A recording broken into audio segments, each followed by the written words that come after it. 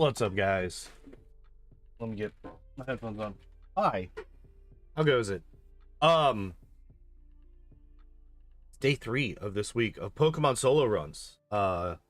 Wednesday we did Flareon. Hello, Taco Master. How you doing? Yeah, Wednesday we did Flareon. Tuesday we worked on Weedle. Today we're doing Beedrill. This is one of the Pokemon I've been kind of looking forward to for quite a while now. Not because I think he's going to be good, but I think he's going to be better than what we usually think of. Like, I think Beechill will be able to do better than what people give him credit for, is basically what I'm trying to get at. So as usual, what we're going to do here today, we're going to look through his stats, we're going to look through his moveset, we're going to try to put together, you know, what we're going to use here, and then we'll get started. So, this is interesting. They actually buffed him a bit. Let's take a look here. We got 65 HP, 80 attack, only 40 defense, which is kind of shit. Only 45 special, which is pretty shit. And then 75 speed, which is actually pretty good. So he's basically only got speed and attack. Doesn't really have much else. Every special attack is going to hit like a truck. Alakazams are going to be absolutely horrifying. Although if we can outspeed the Alakazam, we could potentially one-shot Let's find out what we got. So we start off with only Fury attack. Oh no. And we don't learn a second move until Twin Needle. We get focus energy at 16, but that's actually a negative. We do not want focus energy. It does damage to us. For those who don't know, focus energy in Gen 1 is bugged and is actually the worst move in the game because it's the only one that actively hurts your Pokemon's chances of winning. Splash is better than focus energy in Gen 1 because focus energy actually lowers your crit chance. Which actually, now that I'm thinking about it, if you have a really high speed Pokemon that has something like Swords Dance,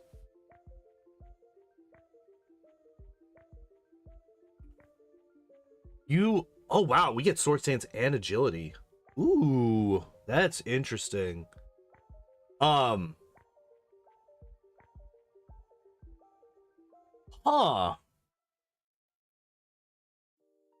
actually really funny. So the reason that I'm saying, the reason that I'm like, oh, this is interesting. If you have a high speed Pokemon and you don't want to crit because you have Swords Dance, you could actually use focus energy as a way to lower your chances of critting. Because in Gen 1, crits don't take into account your stat boosts either. It doesn't just take into account, it doesn't just ignore things that would lower your damage overall, like Growl, or if the opponent used Defense Curl or something like that. It also ignores any stat boosts that you would have, like Swords Dance.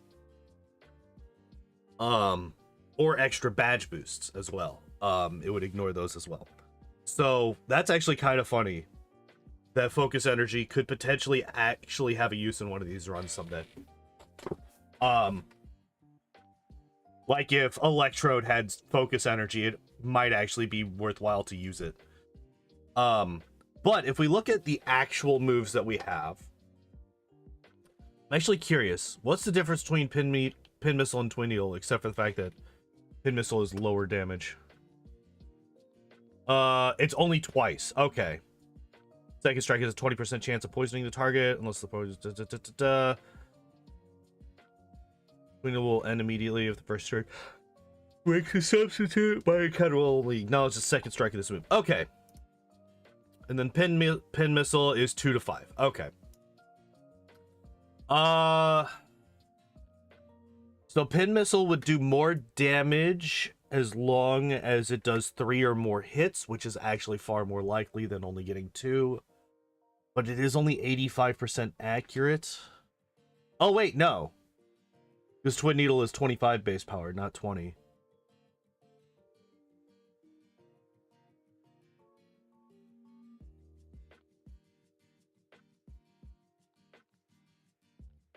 Oh, shit. Wait. So we would have 50. So we're guaranteed 50 for Twin Needle, right? Pin Missile would be 14, 28, 43. So we would need 4 or 5 hits, which is only a 30% chance. I actually think we stick with Twin Needle throughout. I think we actually stick with Twin Needle throughout. Rage is shit. We're not using Rage. Unfortunately, we don't get Body Slam. We can get Swift. Oh, man. This is going to be a rough one. The only saving grace is Swords Dance and Agility. We might end up with something like Agility, Swords Dance, Twin Needle, Swift, or something like that. Like, just boosting the fuck out of our stats against the first Pokemon of every trainer.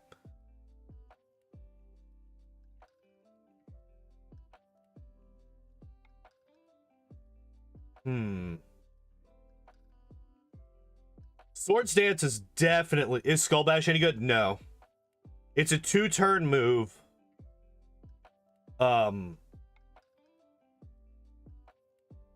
Which, if you take into account...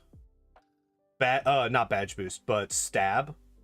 The stab damage boost. Twin Needle will actually do more damage as long as they're both hitting for neutral. Twin Needle will actually do more damage in those 2 turns than Skull Bash will. Right. Because Twin Needle after stab is actually 75 base power after both hits. So you would be getting 150 instead of 100 after 2 turns. And since Skull Bash, so like in later generations, I think Skull Bash also increases your defense, which would be nice, but it doesn't do that yet. It's just a two-turn attack.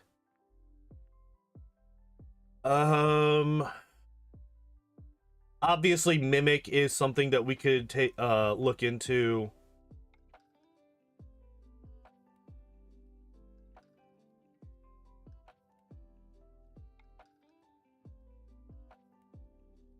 Yeah, the problem is we just don't have a good like hard-hitting move at all. Double Edge is probably the best. Like if we're looking at strictly how much damage can we do in 1 turn, I think Double Edge is probably the best move that we're gonna learn. And we can pick that up and sell it on. Mega Drain is, but Mega Drain's going off of that 40 base or 45 special attack. Got that 45 special stat. So Mega Drain's not really going to be doing anything at all, right? It's not stab, it's only 40 base power.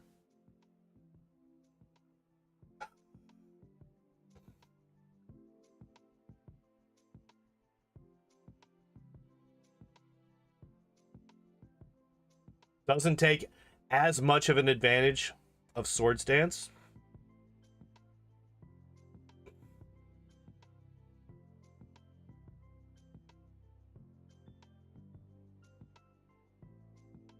So one nice thing is we do have a super effective move against ghost types. Twin Needle, well, not ghost types, but poison types. Just bug and poison are super effective against one another. So Twin Needle and Pin Missile will be super effective against any poison, any ghost type Pokemon, psychic types, obviously.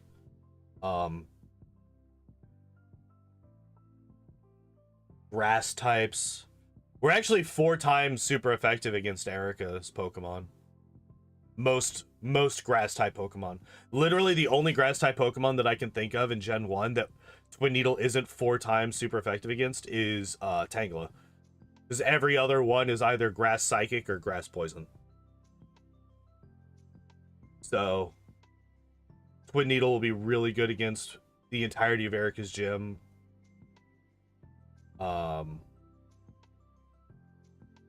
Probably not enough to one-shot, especially the stronger ones.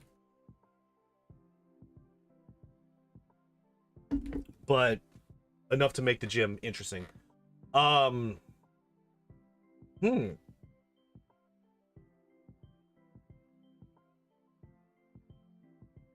Yeah, I have absolutely no idea what we're gonna end up.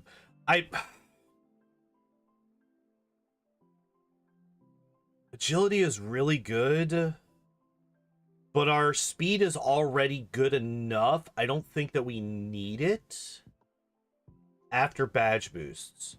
So like the thing, the thing that's really scary to me is Alakazam. Alakazam is absolutely terrifying. But we have that 75 base speed, which is pretty good to start with. And then if we buff it with 3 Swords Dance with badge boost, that might give us enough of an advantage over Alakazam speed-wise that we might be able to outspeed it. Which then means that we will one-shot with Twin Needle at that point. Because like if we're looking at a 4 times boosted attack stat with a super effective Twin Needle against an Alakazam, that thing's exploding. Like it's fucking dead. So I think we don't need agility. So then the question becomes, do we have Mega Drain or Mimic? Mega Drain lets us get over rock types.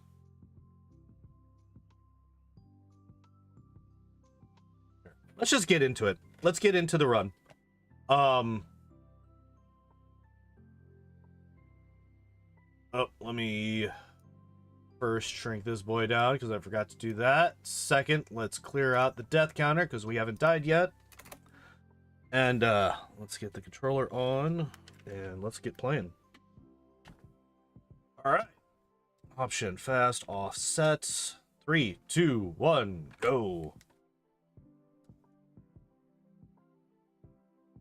My name is PNDR. His name is Babu. Oh, shit. FR. Okay, Babu Frick. Who's actually the best character in the sequel trilogy, which is why we have not named him after Babu yet. But I'm kind of running out of characters that were introduced in the sequel trilogy.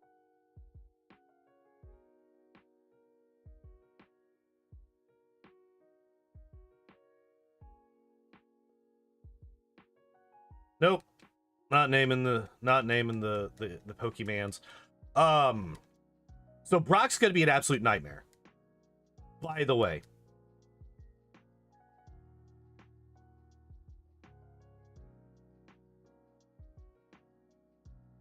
Fortunately for us, the Squirtle did nothing but tail whip the entire time. Because we got real shit luck with our attacks there. We were rolling twos the whole fucking time. I'm actually kind of curious if we need to get all the way to 20 to beat Brock. Here, give me the extra potion.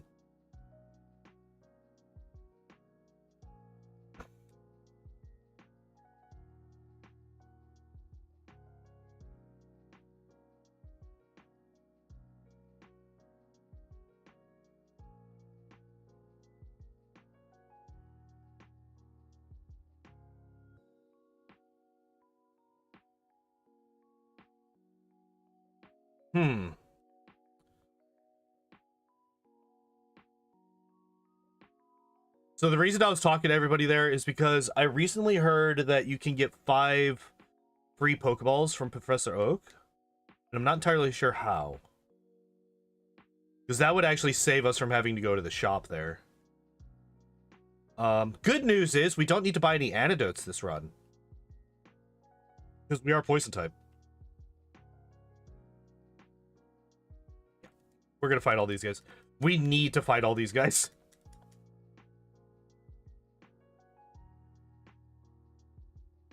Can I please, for the love of God, do more than 2 hits? Holy shit.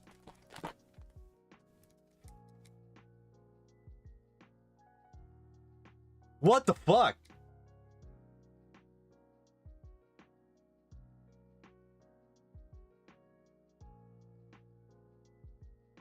I lost this fight because not a single time did I do more than 2 hits. I just lost to a Caterpie and a Weedle. I have never once lost like that. Holy shit. Not with a Pokemon that's not like fucking Ditto or something. So A, I got a Gen 1 miss in that fight, so that's cool. 1 in 256. 2, Fury Attack is a 2 to 5 hit move. And the 2 hit is 30%, which is the same as 3 hit, which is 30%, and 4 and 5 hit are 15% each. So the fact that I got nothing but 2 hits. Oh man, we finally got something more than a 2.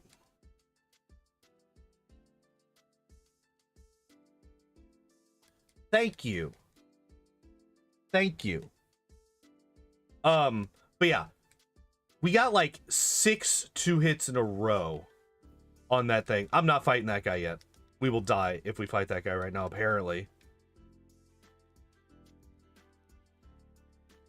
Apparently we just fucking explode the instant that we fight that guy because this Beedrill can't hit anything more than twice. And hell, if our luck stays like that throughout the entire run, it might be better for us to keep the guaranteed 2-hit that does more damage than the one that potentially could get more.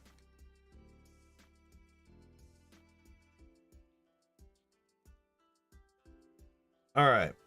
So we got access to Pewter now, which is nice.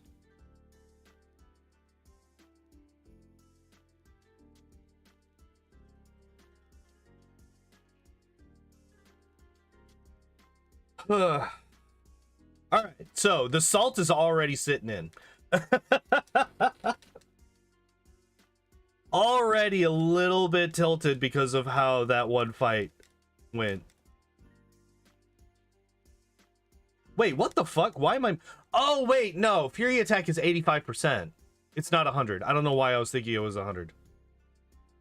It's only 20 pace. Oh, my God. It took 11. 11 attacks to kill that one Kakuna.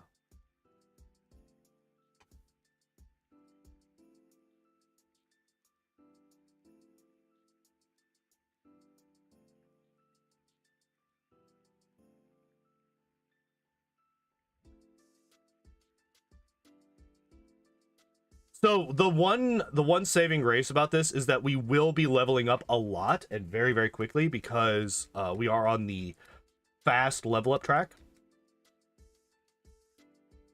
I'm already running out of PowerPoint. Oh, I got 4 more.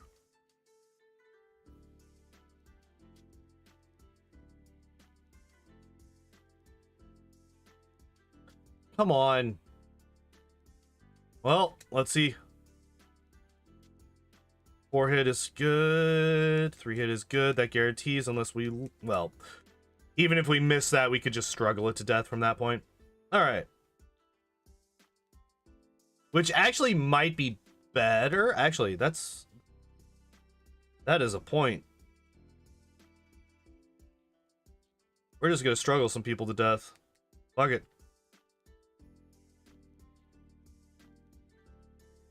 It's actually more likely to do more damage than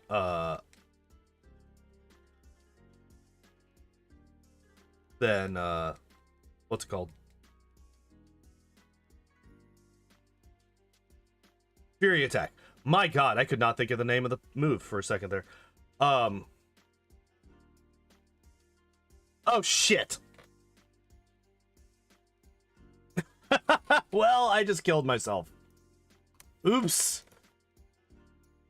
That's embarrassing. Oh well. Not much I can do about it. That is the thing that happened.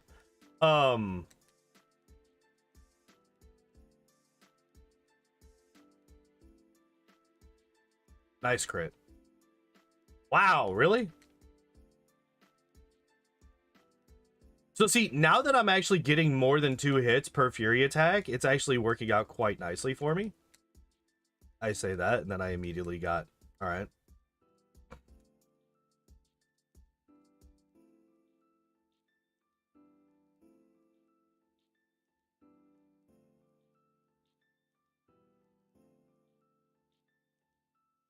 Alright. We're gonna try this thing.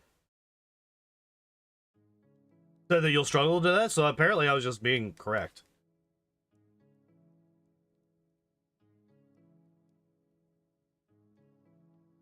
By the way, them saying that the poison sting from the Weedle is super effective, that is a lie. Nice.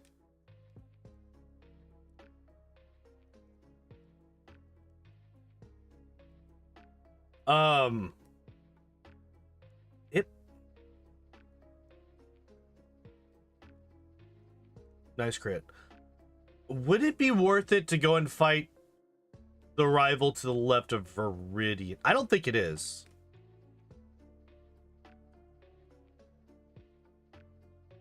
I think the experience that you get from fighting that rival is not worth the extra movement speed and the extra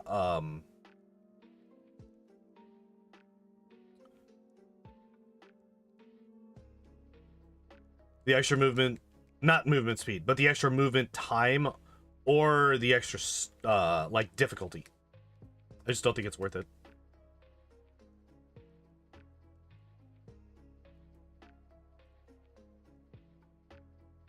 Double miss? It's like the worst thing to, okay, we got a crit to make up for it. Okay, that's fine. That's fine. That's fine. Getting a crit to make up for it is fine.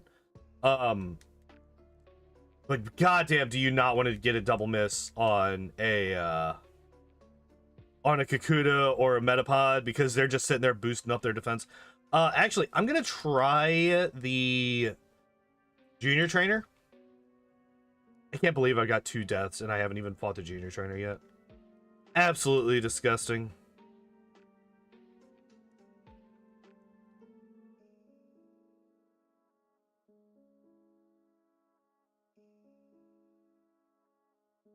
This is not the time to be stuck on 2 hits.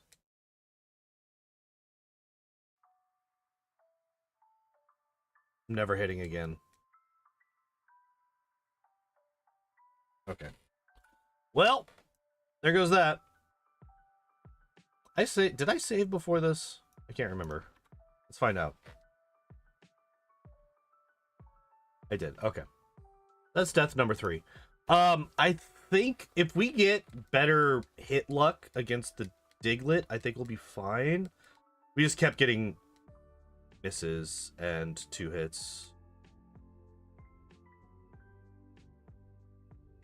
I'd like to remind everybody, 85% accurate, and we're currently at a 2 out of 5. We're currently at 40% hits in this particular fight.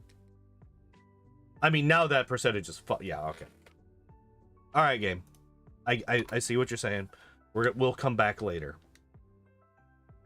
We will leave. It's fine.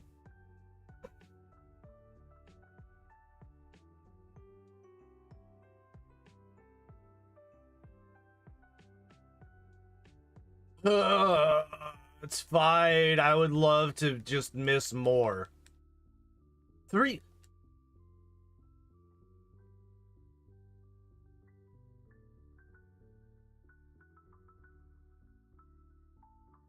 It took 6 attacks to kill that last Kakuna.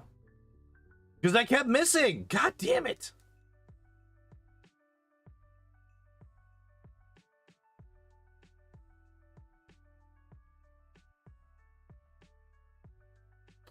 So, to put this in perspective of Pathfinder, I have rolled 7 3 1 2 or 3s, you know, on the D20.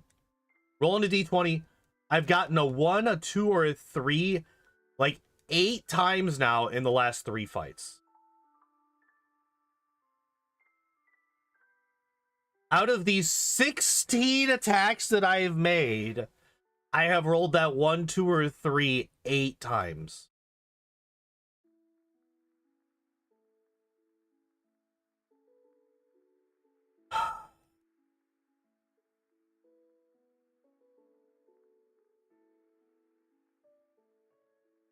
I was like, normal playthrough.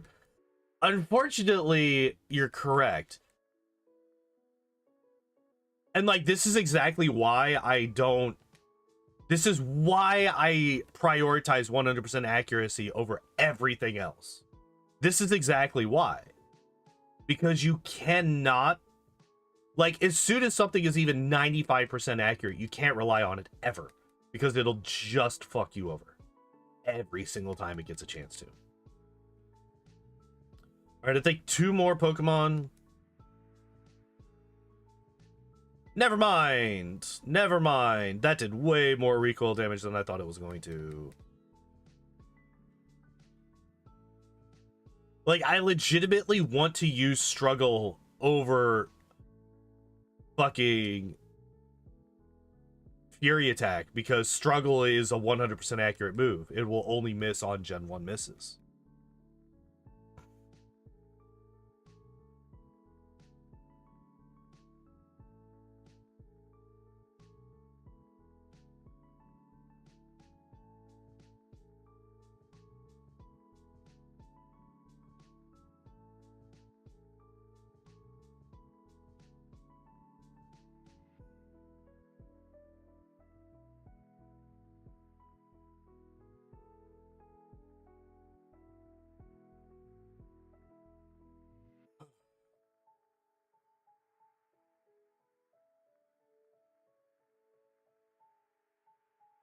Thank God. Fuck you, god damn it. That's why I said thank God whenever I saw Growl on that first turn, because I was like, oh good, he didn't Thundershock me. Because I guarantee you, the instant that he does, he's going to paralyze me. And what happens the next turn? He Thundershocks and I get paralyzed immediately. I'm pretty sure it's a 10% chance on Thundershock.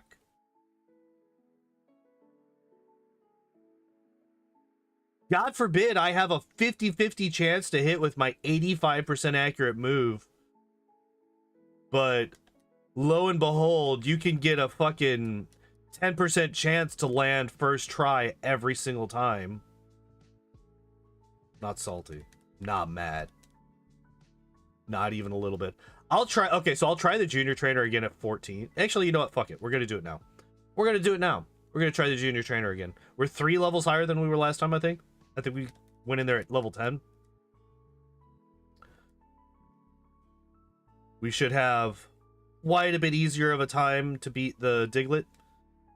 Sandshrew is still going to be rough because neither of his moves are good for us. He will either scratch us, which will get us closer to death, or he will sand attack us, which means that our move will never hit ever again.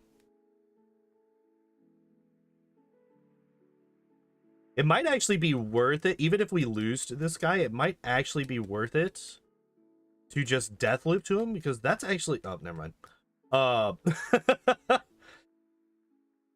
That Diglett is worth quite a bit of experience, actually, relative to what else we're fighting.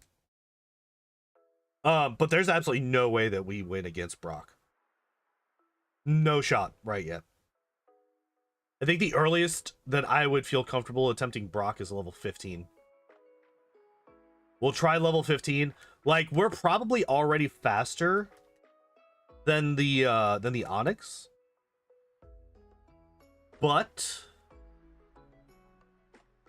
I don't think that matters that much for this.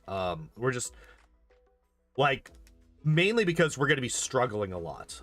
We're going to run out of power points. We're going to run out of power points, which means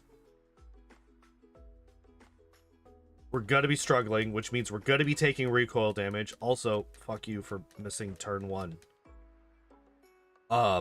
Again, it did it twice in a row. Against the Metapod and against that last Kakuna.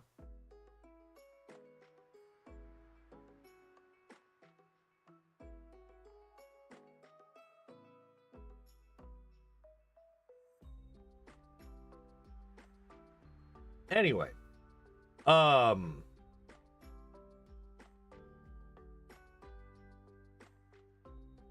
what I was saying. Oh, struggling against Brock. So, Brock's Pokemon have a grand total of 69 health. And I know that because it's really easy for me to remember that number because it's the sex number. The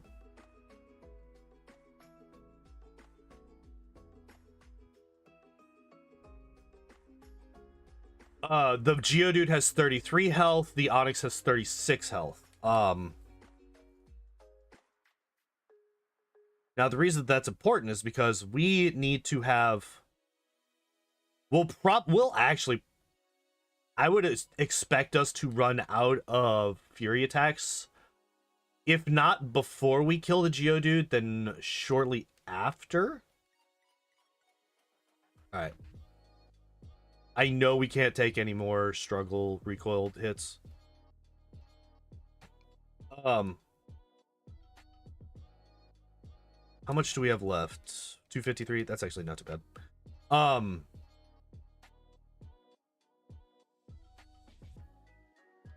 Yeah, I expect us to run out of Fury attacks shortly after we kill the Geodude, which means that we will have basically nothing but struggle to beat the Onix, and we need to have enough HP to tank 13 in recoil damage, plus whatever he actually dishes out, plus whatever the Geodude dishes out, right? Which...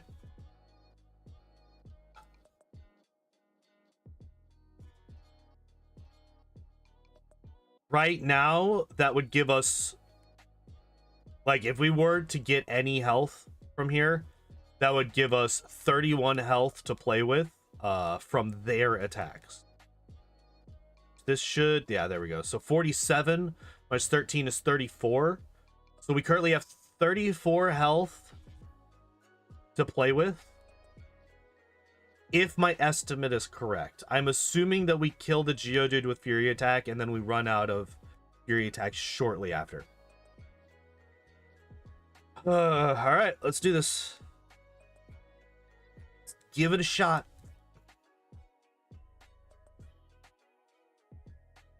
Yeah, see, this is the reason that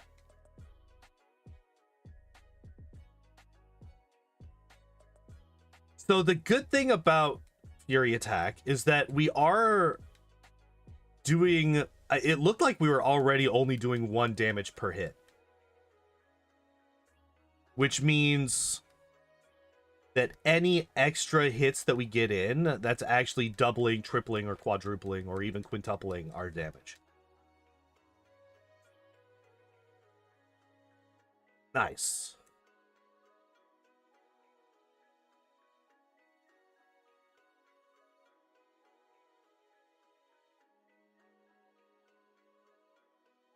Yeah, so we're dead.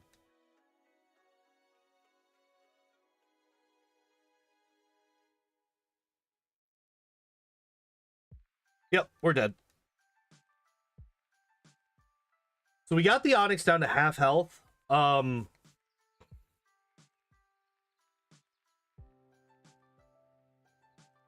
I'm just gonna eat that death. We got experience from it.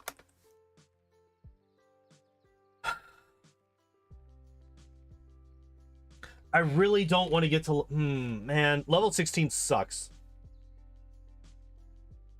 Level 16 sucks for us a lot. Also, by the way, I mentioned getting to level 20. Oh yeah, no, level 20 does get us Twin Needle. Never mind. I really don't want to get to level 16 because that gets us focus energy, and I talked about how bad focus energy is in Gen 1. Really don't want that move. I guess we just hope for more crits.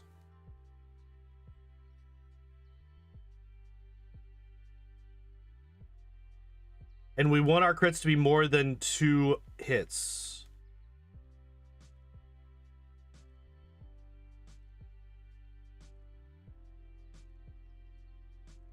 All right, we're getting a lot of 3 hits and more misses than I would like to see.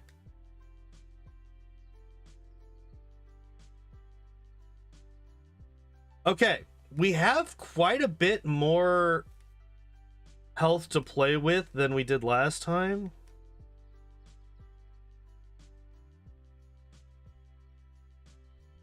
So by the way, that right there, that was confirmation that we were only doing 1 hit per or 1 damage per hit.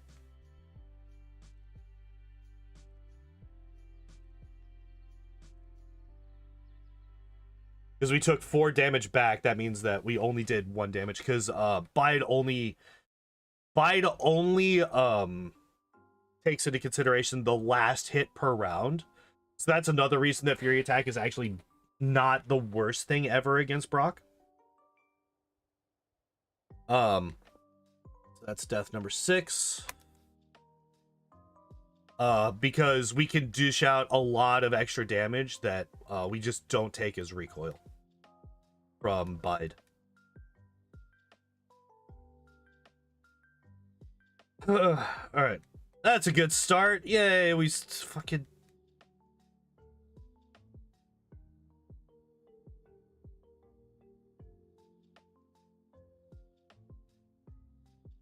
So, we've already missed 3 times. 4 times. So we are already above average in misses. And I think we just missed again.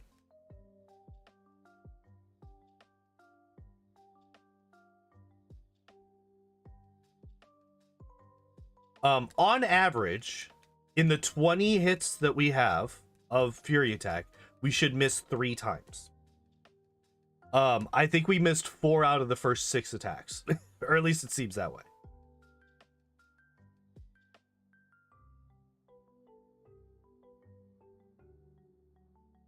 Nice. A 5 hit.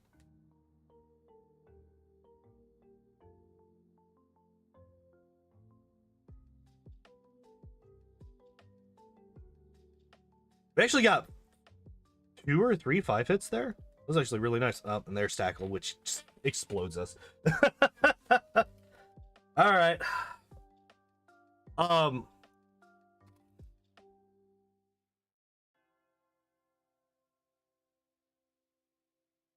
Shit. All right.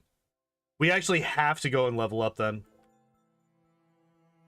And we can't do it on the Geodude because we will then need to burn through all of our focus energies to try Brock again.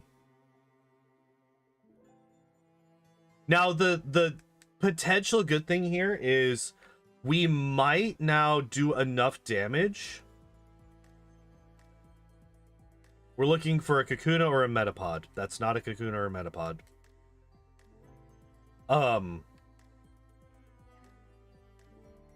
That's not a Kakuna or Metapod. Come on.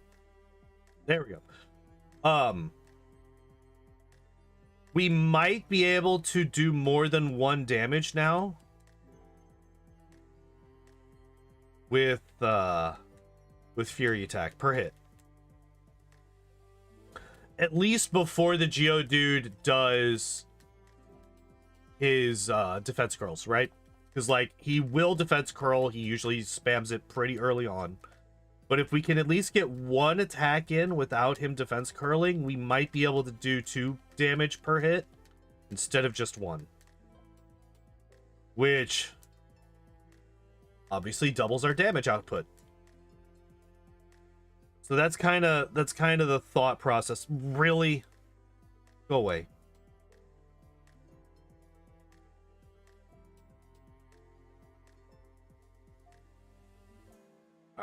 Let's try this again. We are 1 level higher, 1 level stronger. I wish we could choose to not learn a move. No, we're still only doing 1 damage. Does get us an extra 3 health to play with, though, which is nice.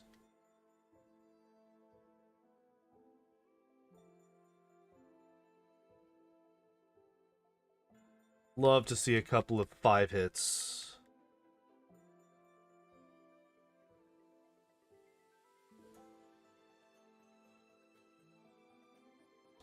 Four hit is nice. Oh, Jesus Christ. All right, so we're fucked. All right, so for reference, last time we got to Onyx with like 23 health.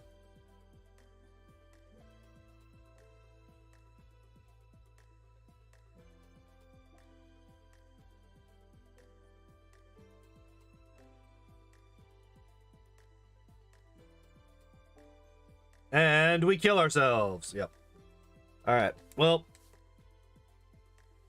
that is death number 8. We're going to go back into the forest for a bit because there's no point in trying to fight Brock right now. Trying to get rid of all of our focus energies is just not worth it if we're still only doing 1 damage per attack. I think we go back every level and we check to see if we do more than 1 damage per hit with Fury Attack. And once we see that we do 2 damage or more, then we actually try Brock again. This might actually require us to get all the way to 20. I don't know. If we get all the way to 20, that's actually really good for us. Because if we get to 20, that basically removes the possibility that we will need to use Struggle.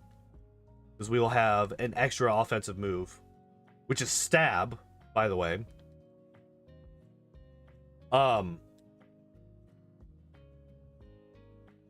and will basically out damage, even though it's only a 2-hit instead of a 5-hit.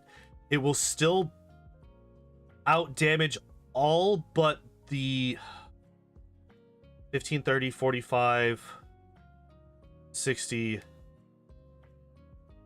Oh, wait, no, it literally will just do max damage from Fury Attack every time. Twin Needle will actually do as much damage as a max hit Fury Attack every time. And is also 100% accurate. So it's like better in every possible way over Fury Attack for this Pokemon at least. Stop missing! Stop missing! Stop it!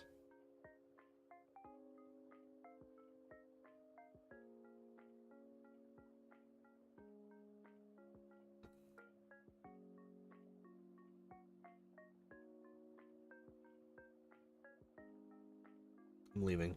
Actually, how close am I to leveling up? 14! Alright. We're doing it. Give me a Kakuna. Alright. We're gonna do this. Literally any Pokemon.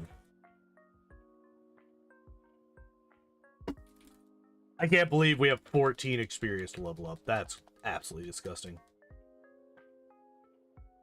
Absolutely disgusting. Alright, so what we're going to do is we're going to get rid of our focus energy. We're going to run away. And we will kill the next Pokemon that we find. Because this guy's already got maxed out defense. Well, we'll see how much one hit does. We'll see how much a hit does. You know what? Fuck it. We'll just kill you. There you go. Level 17. We did it.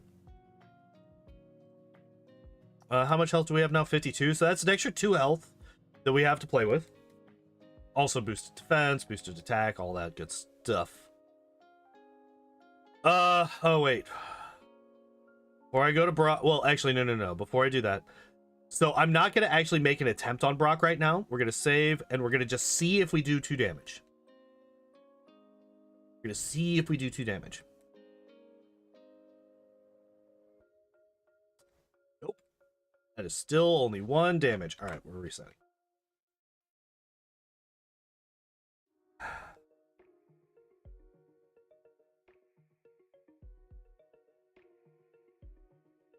All right, level 18 it is.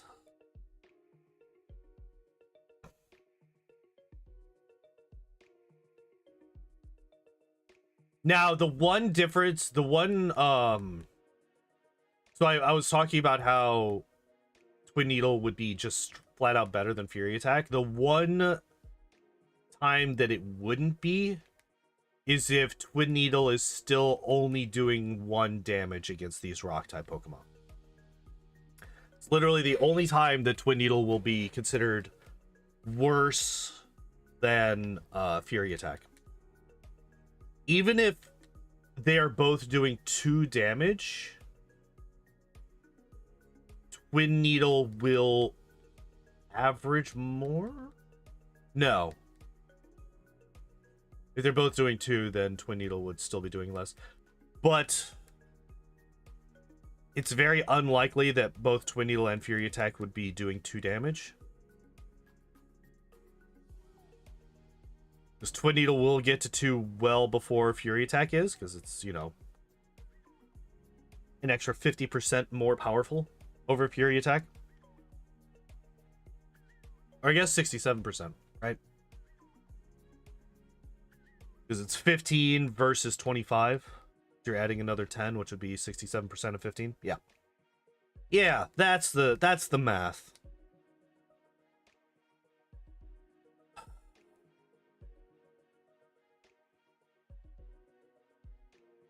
So, funnily enough, Misty, actually, I don't think is going to be that big of a problem. Primarily because Misty's ace is a psychic type. It's fast, it has very high special, but I think we will probably be out-leveled. Or we will probably be over-leveled, I should say. I misspoke. I apologize. Oh, we're running away. Alright, I'm not getting rid of all my I'm not doing that. Not for like 2 fights for struggle.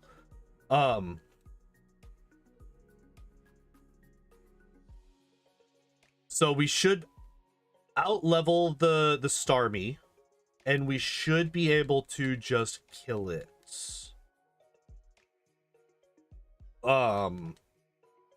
With Twin Needle. I expect Twin Needle to kill.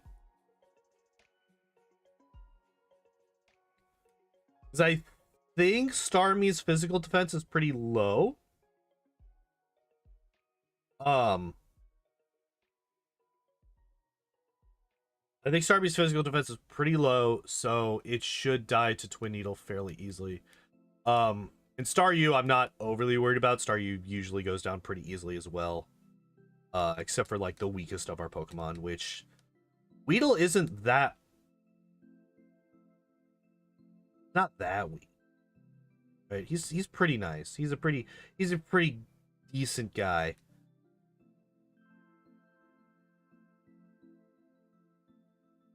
Alright, so there's 18. Again, I'm going to heal up. We're going to save. We're going to look at Brock. I'm not going to count it as a death. Because we're just coming in here to check to see if we do 2 damage. Do we do 2 damage yet? Couldn't tell because we fucking missed. And he immediately defense curled, which means that we would not be doing 2 damage anymore.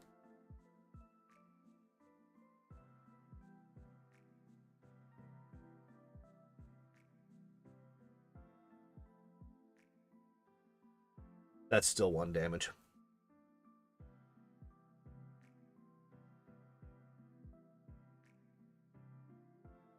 That's still 1 damage. All right. Although we actually were getting kind of close, and we have an extra 5 health. All right, we are gonna actually try Brock. So I'm gonna get rid of all of my focus energies, and then we will go and we will try Brock. Please give Kakuna. There we go.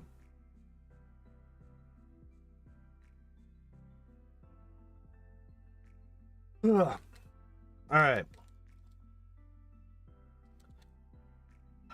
Hooray for the worst move in the game.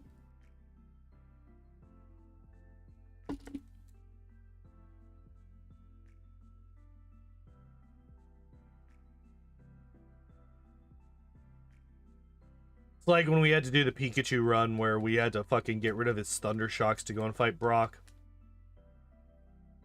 Although I think with Pikachu we had to get rid of both its Thunder Shocks and its growls mostly. So that it only had, I think we left a couple of growls plus plus our quick attacks whenever we would fight Brock with Pikachu.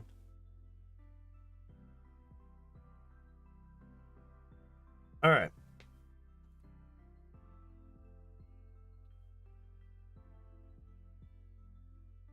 That's still only 1 damage.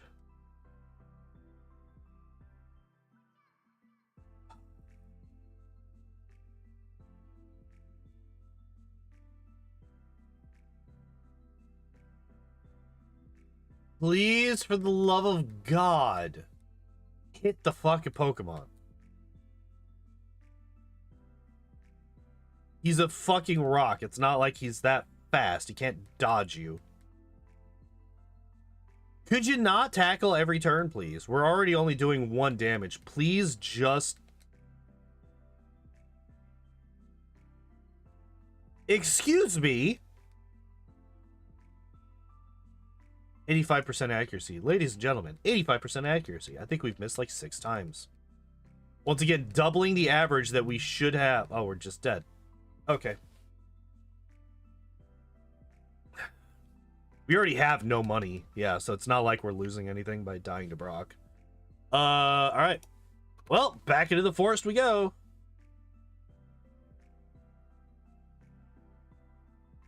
Do I just go all the way up to 20? Do I just go all the way up to 20? Do I just say, fuck it? I was not expecting to kill that.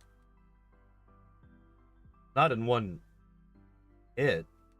Yo, we're one-shotting level 5 Kakuna now? Did I hit the person, please? Thank you.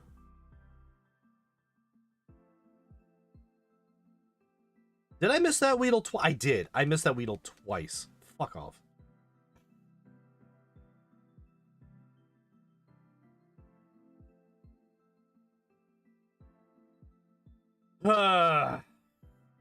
40 minutes in and we're still on Brock. Absolutely disgusting. This might be a 2-day run. Might be the first 2-day run that we've had in a while. But I guess that depends. Like, once we get past Brock, I think it's going to be a lot easier. It's just starting off with just Fury Attack, and then the next move that we get is literally the worst move in the entire game.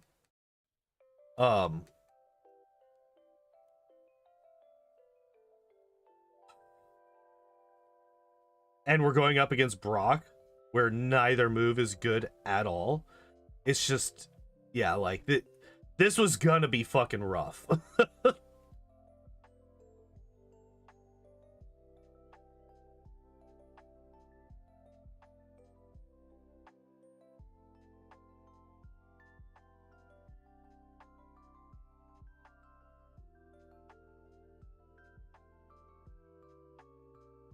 Oh, man. Please just get me to whatever move, whatever level I need to get to. Please die. Thank God. All right. Thank God. I'm not going through all of my things just to struggle you to death. How much we need left? 239. That's not bad. Like, that, again, that is the good thing about this guy. That is the good thing about this guy. He levels up quickly. So despite the fact that we're at level 18 going to level 19, this still is not actually taking that long relative to how long it could be taking. And now that we're one-shotting everything except for the max level Kakuna, that just means that this is going pretty good. That's another thing. That's another reason why it's taking so long for us to do anything, is that we got this fucking multi-hit thing, which doubles, well, not doubles, not exactly. But, you know, it takes a lot longer for us to get through fights because we're doing these multi-hit moves all the time.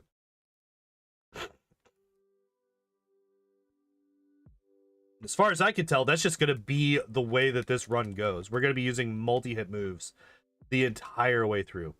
All right. We're going to do some science. Do we do more damage now against Brock? This is not a legitimate attempt. I will not count this as a death. We're just going to come in here. We're going to hit him with Fury Attack. It's still doing the same amount. All right. We immediately leave and we come back when we hit level 20.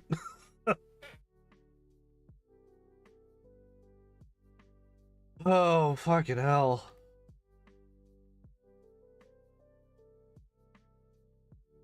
Okay. So yeah, I talked a little bit about Misty. Surge, I don't see being that big of a deal either. His Pokemon are fast. They have really high special. They have low defense, though. And that's where we will be hitting them. So I think we will be able to... I mean, especially considering how high a level we're having to get to here. Surge's Raichu is only level 24. We should be multiple levels higher than that by the time we get there because of how much extra grinding we're having to do here. So we should outspeed the Raichu, I think. And even if we don't kill it, because it is a little... Like, Raichu's not, like, super frail. Thank you for the 2 misses, by the way. It's super useful. Also, I only have 1 left, so I'm just going to go and heal up. Get my power points back. So Surge, I'm not worried about. Erica's going to be an absolute joke because we quad damage 2 out of her 3 Pokemon. And we're super effective against the 3rd one as well. Koga is gonna be easy. We are super effective against him. Sabrina can go one of two ways. Hello, Hadio. How are you doing today?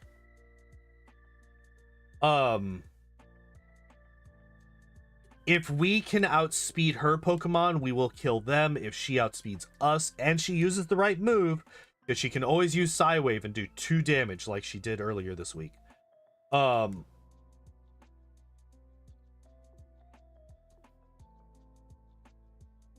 so Sabrina, I'm not overly worried about. Blaine is going to be a problem. Because at that point, I think we're going to be not over leveled anymore. Doing all right? Good. Glad to hear it. We're not going to be like super over leveled by the time we get to Blaine anymore, so if we get outsped by the Arcanine and he uses Fire Blast, I think we just become Ash. I don't think there's a single shot that we survive a Fire Blast from the Arcanine. Giovanni, every Giovanni is going to be a problem, I think. I don't think there's a single time where Giovanni's not going to be an issue. Although I think, how much we got? 430. And how many, wait, how many do we have? 6 left. All right. Giovanni 1 I think is probably going to be the worst for us as we level up. As we get into the later game, I think it will be easier. Yeah, because we'll be super effective against the Nidoking and Nidoqueen. Obviously, Kangaskhan is going to be neutral. Dugtrio is going to be neutral. We'll be super effective against the Nidorino and Giovanni 2. It's just the rock types. Rhyhorn and Rhydon on the gym leader version, and the Onix and Rhyhorn on Giovanni 1, and the Rhyhorn on Giovanni. Right? Those are the only ones that we're like super scared of. Alright, we're just gonna go. Alright. We almost could beat Giovanni. We could almost beat Brock. We just gotta get to level 20. We're almost there. Almost there.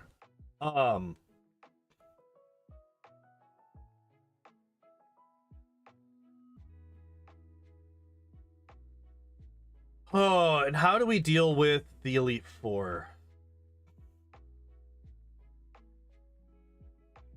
Lorelei, I think, is only scary in one scenario, and that's if Lorelei's well, actually, no, because we'll have Sword Stance at that point. So Lorelei is going to be a joke because we could just max out Sword Stance and then kill all of her Pokemon. Bruno. The Onyxes will be a problem.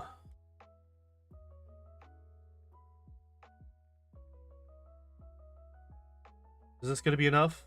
Please? Yes! Gimme. All right, we're going.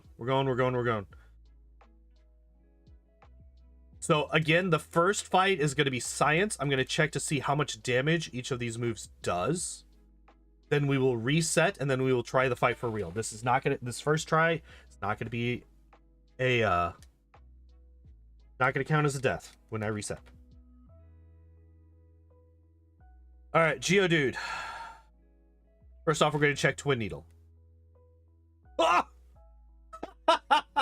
All right, nope, we're just going to do this. Nope, this is a legit attempt. Fuck you. Look at how much damage that does. Oh my god, imagine being able to do damage.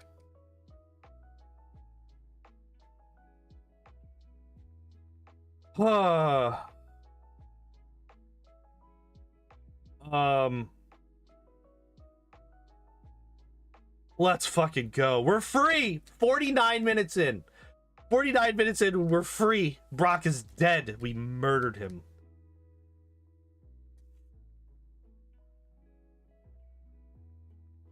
Look at this.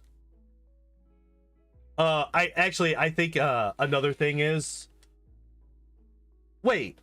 Give me 1 second. Gen 1 type chart.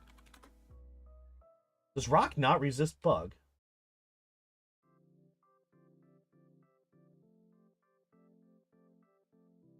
Oh, it doesn't. I was doing full damage. Oh shit, that's why. Okay.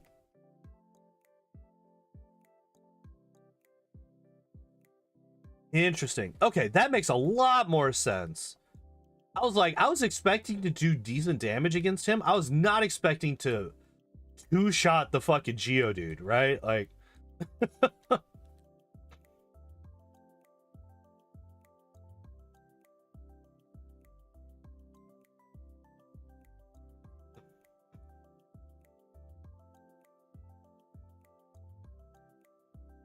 so the downside to this is we cannot. All right, so I'm actually gonna save before I go into this grass because we need to catch this Spearow, and I don't want to chuck all 5 fucking Pokeballs. Oh, cool, we got it. Rock never resisted bug. So bug is one of those types that I never fucking use, but I just always assumed that rock resisted it because rock is super effective against it. It's one of those things where it's just like a little bit weird that it's super effective against but does not resist kind of thing.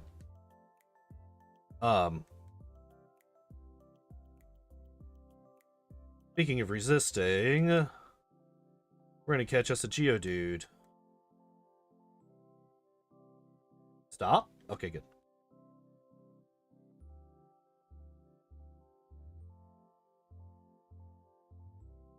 It should resist? Yeah, I agree. I also think that ice should be super... Fuck it. If we catch this... Alright, we did not. Fuck you then. Unnecessary violence, but I don't care. You didn't want to join my party, so you should die. Yeah, the fact that bug is not weak to ice is also weird to me. Because oops. I kind of always, you know, ice type or bugs tend to die in winter, you know, when it gets all icy and cold, tends to kill the bugs. So I always just assumed that bug type was weak to ice. It's literally not until I started doing these runs that I learned that ice is not super effective against bug. But I feel like that would kind of buff... It would be like a slight buff to ice types, which I think ice types need. We might just go straight into Misty, actually. Like, usually what we do is we will fight the trainers in Misty's gym and then go up and fight all the guys up top. But I think this time around, we might just fight Misty first. Why would I subject myself to this? Because it's fun. Also, welcome in, Goten. How you doing?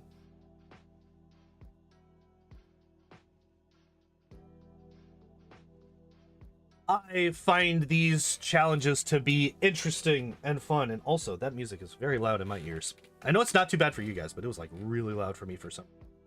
Before I forget. Good, glad to hear. Actually, first, let's sell. We don't need the antidote because we are poison type. We don't need that. We're about to get dig, so escape rope is useless. We will buy 5 repels because those are what we need. Is there anything else to get? No. Okay, good. All right, let's go fuck up Misty's day. Yeah, if you want to talk about subjecting myself to things, I was doing Weedle on Tuesday, and I will actually be doing Weedle again next Tuesday. Yeah, if you think 40, for those of you who are here today, if you think that 40 minutes or 50 minutes on Brock is bad, try 4 hours on Giovanni 1. Because that's what we ended up doing, all things said and done. By the time I finally beat Giovanni 1 with Weedle.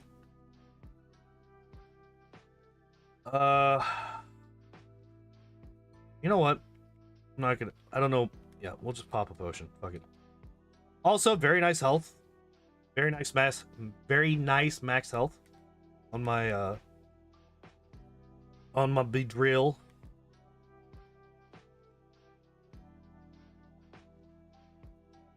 Ah, Star Me outspeeds.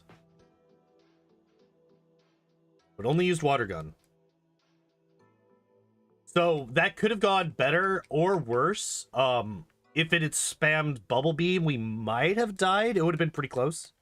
But it could have also been using Tackle as well. Which would have done way less to us. So that was about an average Misty fight. Okay, so unfortunately, we can't just spam Twin Needle against the fucking Pidgeotto, right? Because it's gonna be weak against. Unfortunately, we have to go back to Fury Attack for Pidgeotto. And right now, we just really want to never see Sandits. Okay, he failed. He missed. No! He got us with the last one. Alright, it's fine. It's fine. We'll just swap to Twin Needle. Twin Needle has slightly lower accuracy now than Fury Attack had whenever it's maxed. Oh, thank God.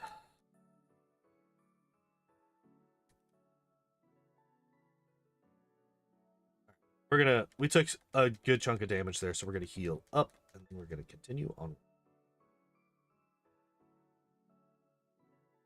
Also, I'm gonna save because I don't want to do that fight again. Alright, so there's not a whole lot to go over for the next couple of trainers. Like, literally the next major trader is going to be, well, the rival again.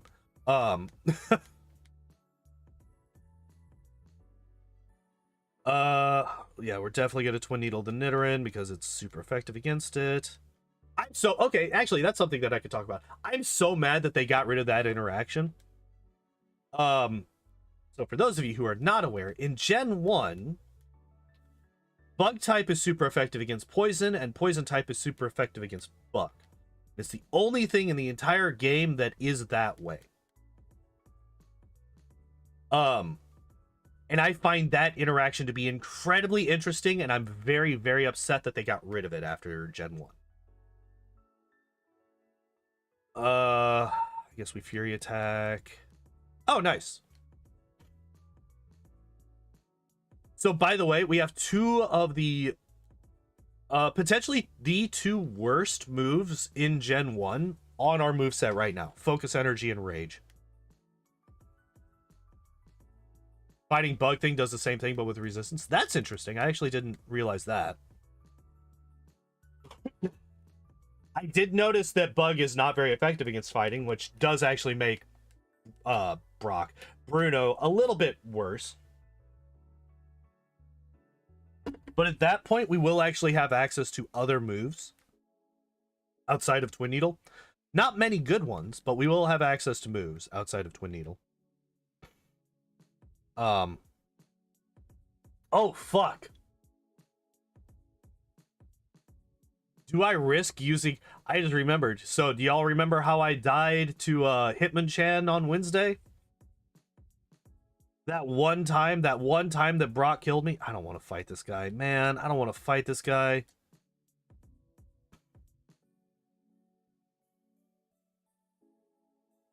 That's fine. Not very effective is firefighting, flying, and ghost. Yeah. So the fun thing is that even though it's not super effective against, it's not very effective against ghost. It is very effective. It is super effective against poison, which means we're gonna be hitting ghost types for neutral damage, which is nice.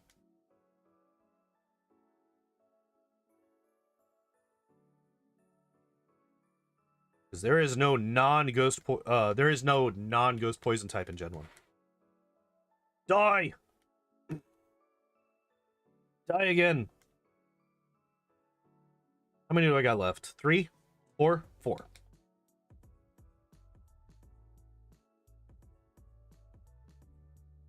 Getting close. We're getting close.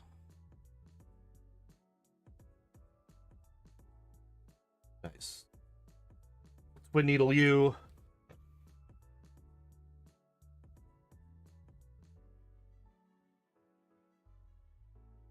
I always save before people with Pidgeys. Or at least I try to remember to save before people with Pidgeys are terrifying.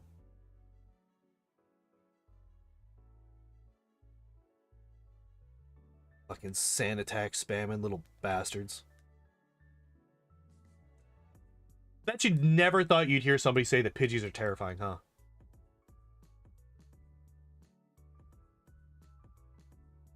If I had a choice between the rival having a Pidgeot and a Pidgeot and a Fearow, I would take a Fearow every day of the week. Because Fearows do not get access to Sand Attack.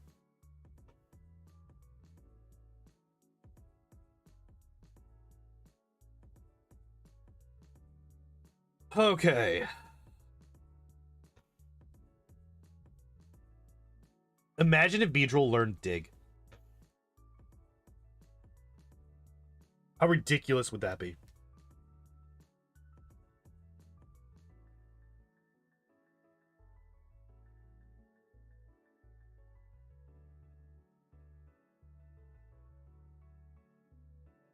Rivals Pidgey? Yeah. Oh, yeah. Because it keeps it all the way until the last 2 fights. So, from literally the fight that we skip that's left of Viridian, got a Pidgey, named it Fluffy. Make it level 255. You soloed the Elite Four. Champion was a... Oh, yeah. If you're at level 255, there's not much else. There's not much you can't do. I'm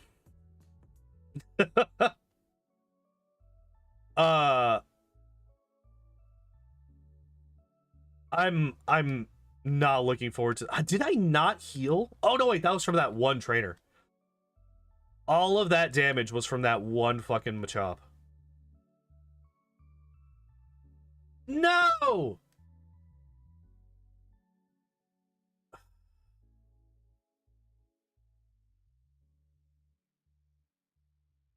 Okay. Win level 255 Pidgey solo run? That'd be kind of funny. Maybe after we struggle through a normal Pidgey solo run. Could you just hit? Holy...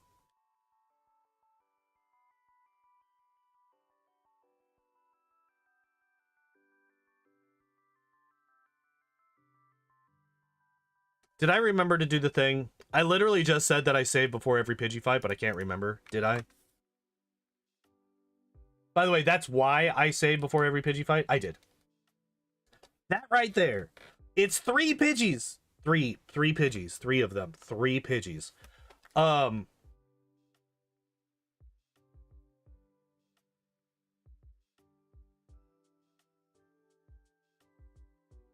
Just fucking die.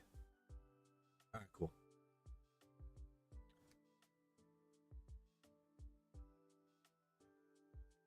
Rage. I will kill you with rage because that's what you fucking induce in me.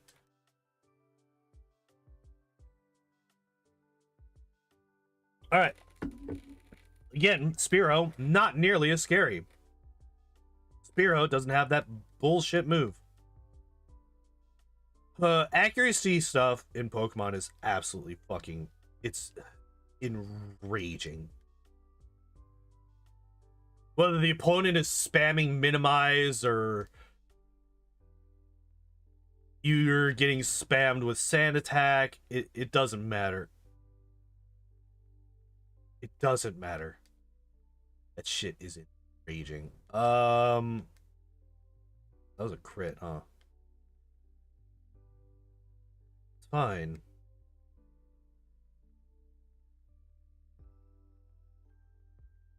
The instant burn? Fucking hell, man.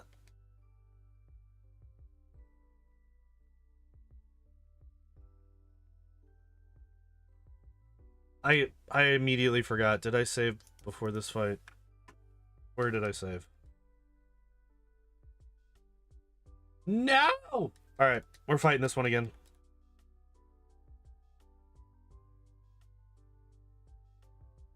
Oh shit, I didn't increment the death counter. We're at 11.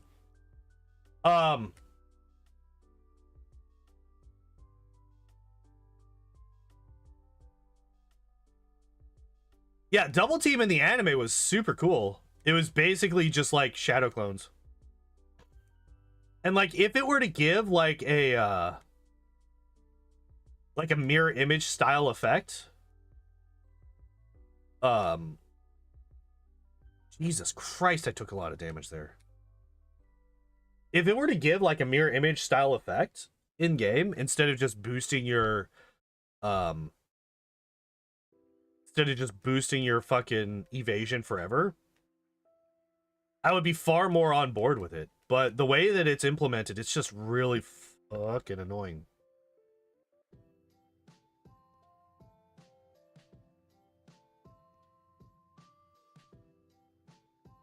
All right. Now, please don't be mean. I didn't want to. Or we're gonna save this time.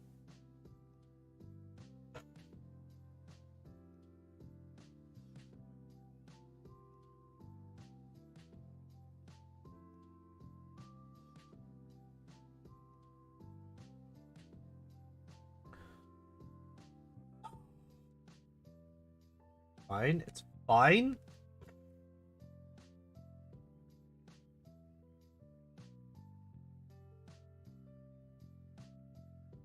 Do an animation that makes 2 of your Pokemon and they just go back to being 1 again. Missed potential. Yeah.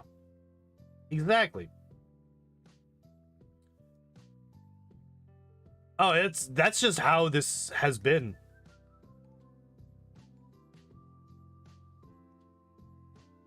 Fucking RNG in this game. There's a reason that I mentioned this earlier. There's a reason that I prioritize full 100% accurate moves over anything else in this game. Okay, thank God.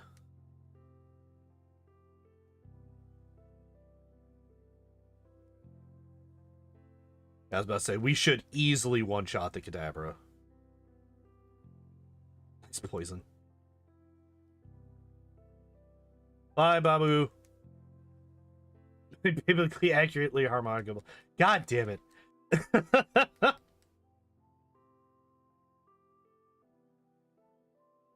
Okay, like I said, how much...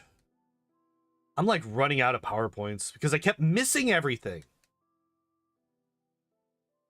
Like, that's the one like major weakness that we have right now, I think, is our PowerPoints. And I really don't want to go to the Pokemon Center. Oh, we need to trade. That's right. We need to trade. Because we need Farfetch'd for cut. Because that stupid fucking little crab monster didn't want to get in the damn Pokeball. While we're in here, we're going to teach Dig.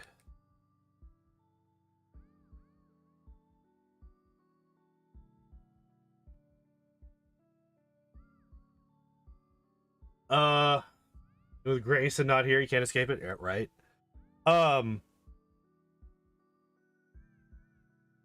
Yeah, I kind of expected this run to speed up real fast once we got past Brock. Ooh, here's a question.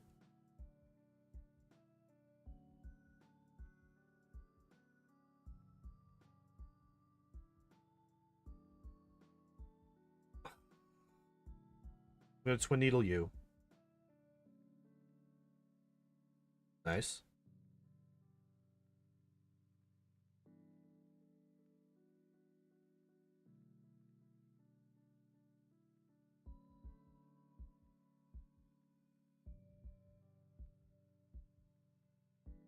Excuse me? That was a Gen 1 miss. The first time I use Rage, it's a Gen 1 miss. Alright, we're gonna do this simply because I want to keep my PowerPoints for yeah, we're gonna pop one of them super potions that I just bought. Save again. What I don't want is I don't want this fucking Pikachu to get off a Thunder Wave. That was like the big thing. I did not want to see Thunder Wave. As long as I could get out of that fight without getting hit with Thunder Wave, that means that we don't have to use our full restore in this gym. Damn. Missed the 1 and 2. Damn. Missed the 1 and 5? Something like that. God damn it.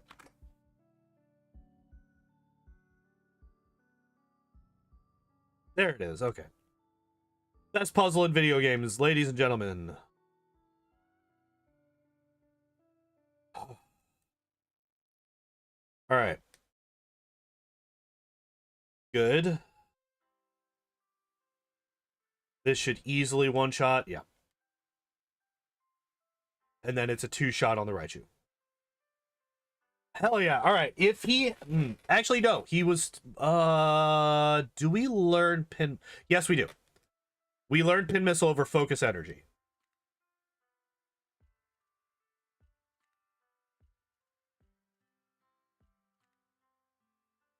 Gold, silver, crystals onto something. What did they do with that gym? Did they just get rid of the puzzle entirely?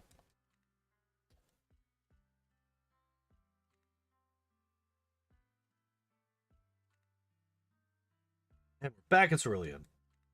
Yeah, okay. Yeah, they should. That puzzle is trash. It's like, hey, just check all of these trash cans. It's literal trash. It's actual, literal, unironic trash. By the way, a preview of Erica's gym right here. This is what's going to happen in Erica's gym. Every single one of those Pokemon are going to explode.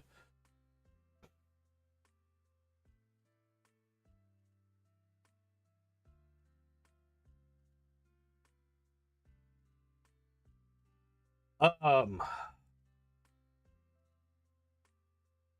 can't wait till I get to Gen 2. I'm looking forward to that quite a bit. It's going to be about another year, probably.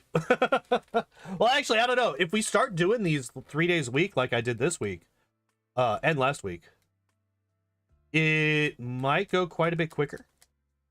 All right. Let's get our repels up top here. Oh! Actually, no. Never mind. Bug is not... Yeah, we're good. We're fine. Everything's fine. Don't worry about it. Ignore my prior concerned noises.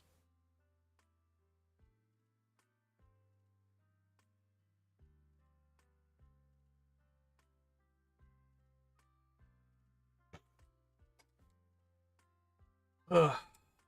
Although I am still not sure if I want to go all the way through to red when I do these challenges in gold and silver, or if I want to just stop at the Elite Four.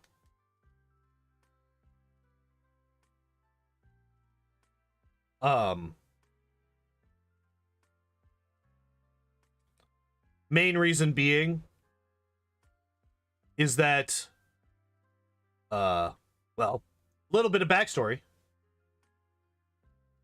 Little bit of backstory as to why I started these runs. I am a fan of J-Rose. He is if you don't know who J-Rose is, he is another Pokemon YouTuber who does a lot of solo runs. And it was watching his videos on these that made me want to try them. Fuck. That's what we don't want to see. Fuck. That's what we don't want to see. Please tell me I was smart enough to save before this fight. I was, okay. And watching his runs made it very obvious, his Gen 2 runs. And it's obvious because he literally just comes out and says it multiple times. That Gen 2 has a huge lull in any kind of excitement or challenge in the second half of the run after the Elite Four. So there's like a massive spike in difficulty at the Elite Four. And then once you get to Kanto, so it wouldn't be tomorrow, it would actually be the run on Wednesday. It would actually be the run on Wednesday that you would be choosing.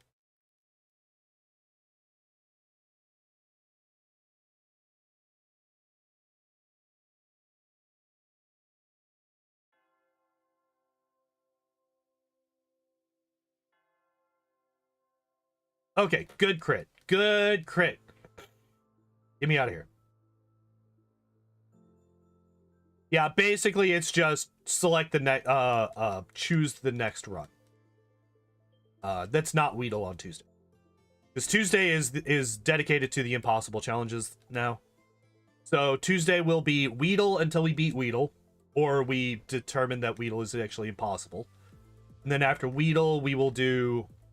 Oh, shit, that's right. This is not very effective. After Weedle, we will probably do... Pidgey or Abra. It'll either be Pidgey or Abra after Weedle. And then we'll do the one after that. And then the last one will be Ditto.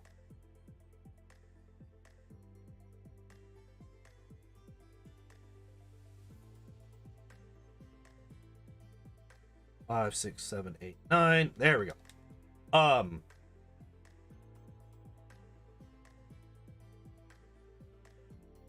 Yeah, I think that doing Ditto one day a week while we do this, instead of waiting until the very end and doing all of Ditto at the very end, I think that's probably better.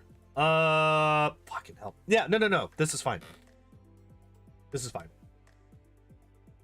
Abra can learn a ton of TMs, yes. The first one that we have access to that we would actually want to teach him is Mega Punch. Get Mega Punch and Mount Moon.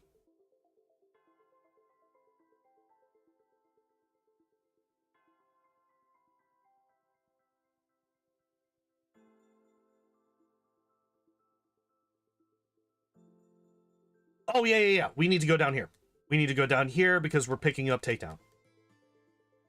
Yeah. Fuck it.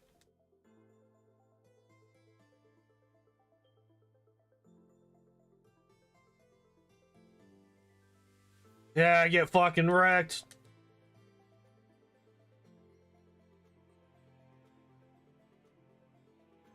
By the way, there's a free $5,000 there right next to that other guy. Oh, did I say Takedown? I meant Double Edge, right? Double Edge is the better of the two? Yes, Double Edge is the better of the two. Finally done with Fury Attack. Get that shit out of here.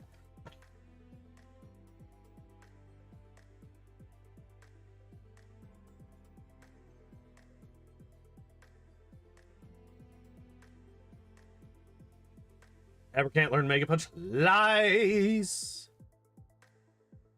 It's not good at Mega Punch. Its attack stat is trash, but Mega Punch is a hell of a lot better than fucking, than Struggle, which is all you'll have up to that point.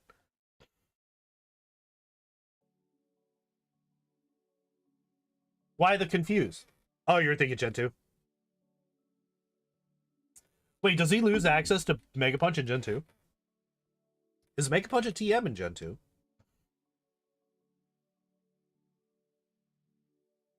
Oh, it learns Dynamic Punch in Gen 2. Interesting. That's even weirder.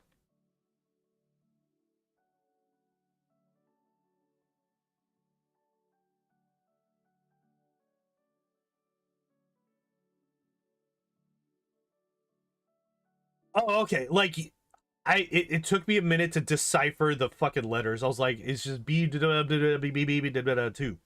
I gotcha. So I don't know much about them. I played either Black or White 2. That was like my reintroduction to Pokemon after Gen 2. I did not play Gen 3 or 4. And I didn't play Black or White. I played the sequel. Because that's what they had at the store when I went to buy a random game. I wasn't even going in to potentially play buy a Pokemon game specifically. I was going in actually a little bit of story time. I got back into Pokemon specifically. Did I say I'm saving again? Fuck it. I got back into Pokemon specifically because my family was going on a long road trip. And I was riding with them. I was like, fuck it. I need something to keep, occupied while we go through this.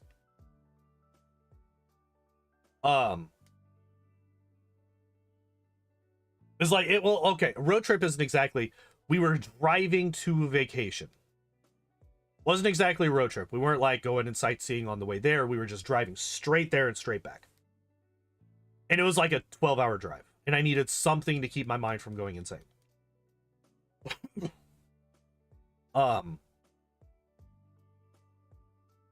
So what I did was I got a 3DS. That's when I bought my 3DS. And I bought black or white. I can't remember which one. 2. The second one. Sequel. We got 8 twin needles we need to get through. Yeah, that's fine. And that's literally how I got back into Pokemon. I had been out of Pokemon.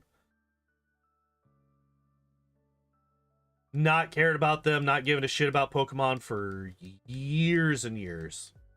Because in the intervening years, it was, I had the whole Pokemon is a baby game for babies mindset, which is stupid.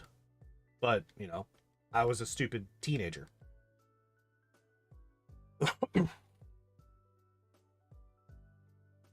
They tend to say and do dumb things. And to think dumb things as well. So, yeah, that's when I got back in and I was like, "Oh yeah, these games are a lot of fun." That's how I got back into it. But to answer your question, I'd have to look at them. I'd have to re-look at the sprites to actually make a judgment call on them.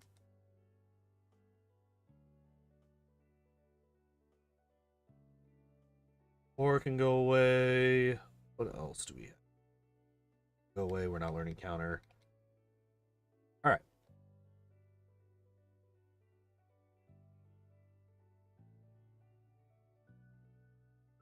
And if you give me about 5 years, I'll be able to tell you exactly what I think about them when I'm actually playing through Gen 5.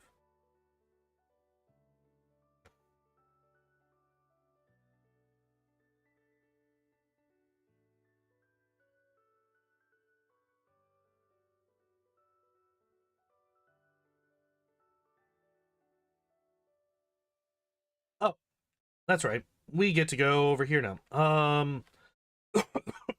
Gonna come up here, grab the PowerPoint up. Cut down this, and we're gonna have a nice, easy time slaughtering a whole lot of plants. I'm gonna save just in case some real bullshit happens, but I honestly don't expect there to be any issues here. Yeah, there we go. That's kind of what I expected to happen. Yo, no more rage. Agility it is.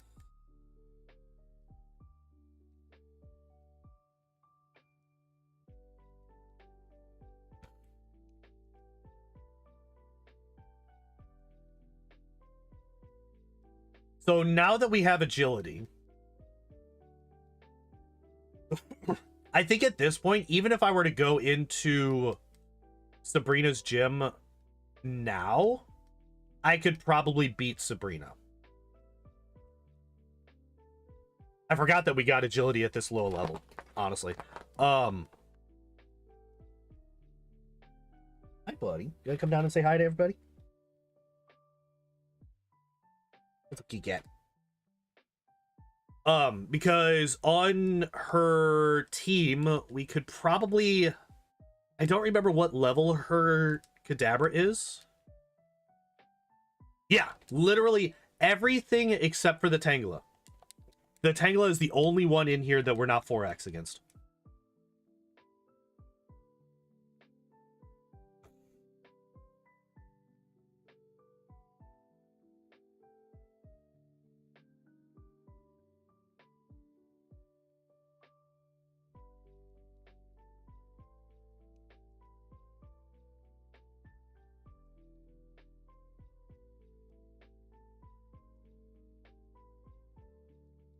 Good job. I just headbutted my fucking headphones.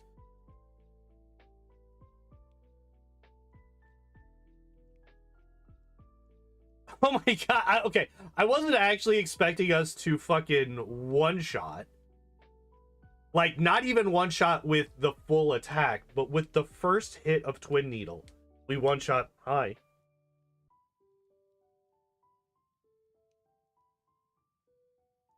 Alright, so that is actually a TM that we can learn. We can actually learn Mega Drain. I don't think that we do, though. Our special is so low that I don't think that there's any reason for us oh, I didn't get Fly yet. I don't think there's any reason for us to get Mega Drain. I'm gonna keep it just in case. But I think our physical attacks are gonna be good enough. I don't have any room. How do I not have any room? What the hell?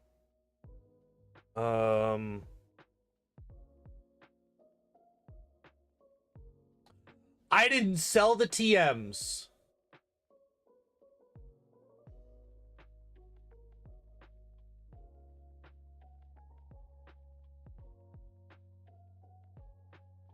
Alright, we're just gonna bump up Twin Needle's power points then. Fuck it. Fuck it.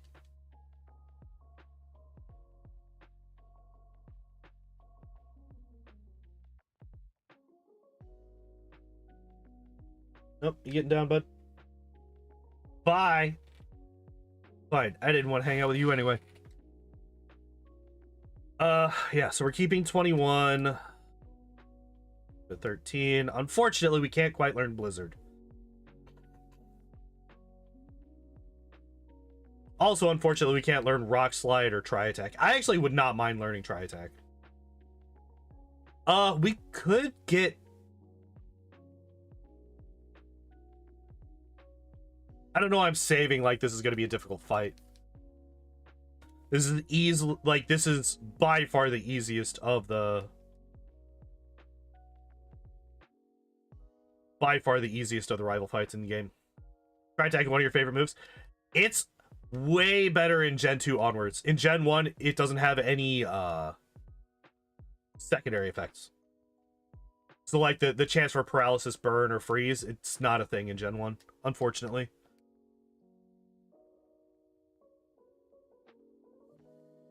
But it is a really cool move regardless.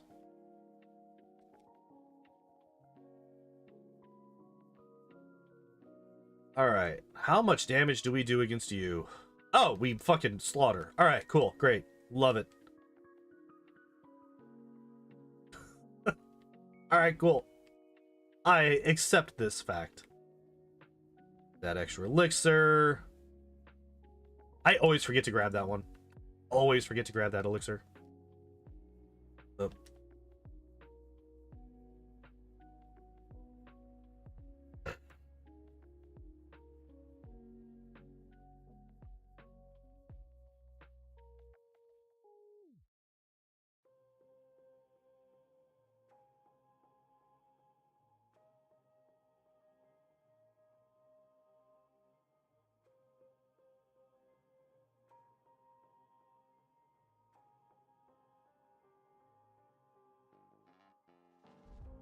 Hey, look at that. Marowak trying to kill his own chances of winning. Look at that. Amazing. Okay.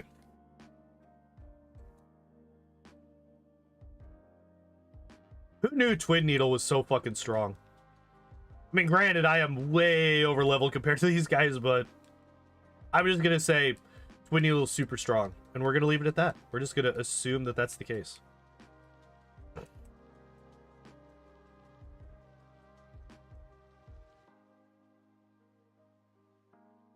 I mean, it is a 2-hit move that does 75% or 75 damage. Or has a 75 base power after stab. 50 base power before.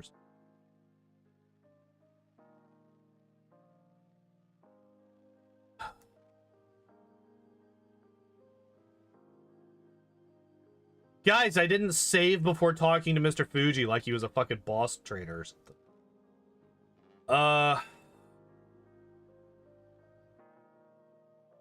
Oh, I didn't actually go into Saffron. I can't fly there yet.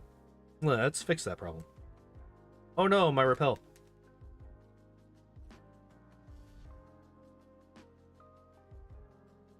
The really nice thing is that we're about to get Sword Stance, which makes us even more busted. Oh, by the way, I'm sorry, I didn't finish talking about why I figured I could beat Sabrina even at level 35. Part of that is because agility. But even more so than agility, especially now that I'm at level 40, Sword Stance. Well, Sword Stance is less of a reason for us to go for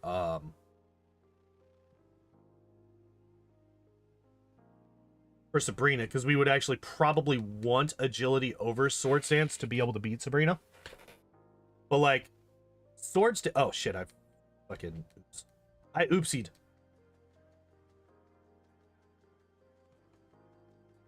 What do you mean no more room for items? How am I at full fucking everything all the time?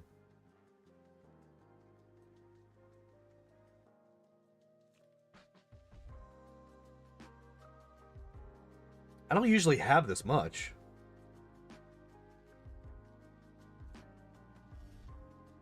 I didn't want to fight you.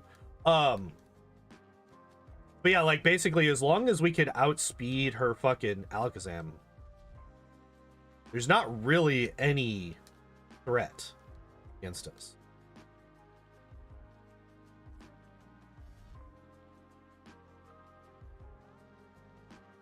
Where do we need to... We need to go to the 7th floor, I want to say. Yeah.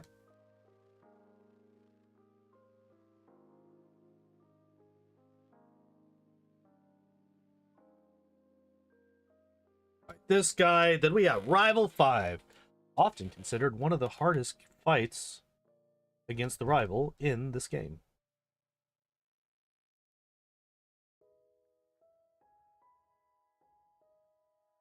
I just realized I have almost 30 fucking Twin Needles. I was like starting to get a little worried that I was running low on PowerPoints. Nah, I just now got back to where it usually starts. We're fucking fine. All right.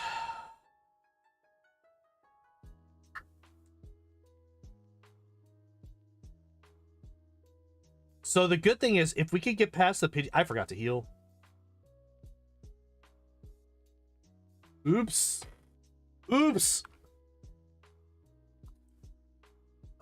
Pretty decent in Gen 1 since Steel and Dark didn't exist. It was good against Poison. Yeah, like if...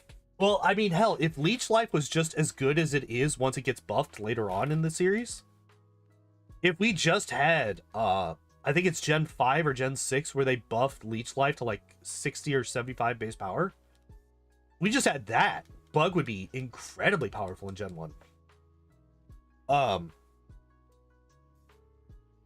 You get, like... I did not mean to Twin Needle there. That's actually really bad. That does so much damage. What do you mean it missed? Fucking Gen 1 miss.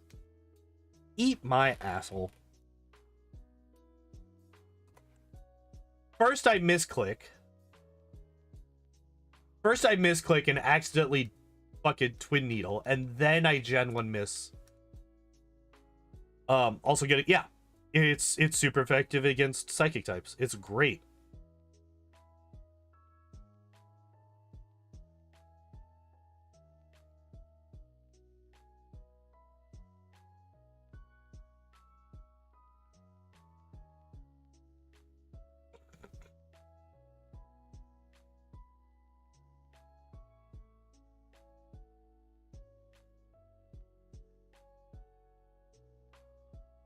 Here's the problem.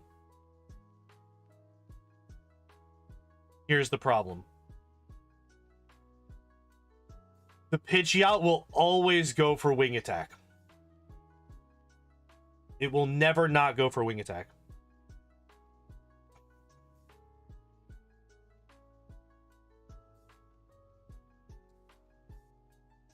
Yeah, that's what I thought. I knew I was going to kill myself with the recoil, but I was curious if I would even one-shot the Growlithe.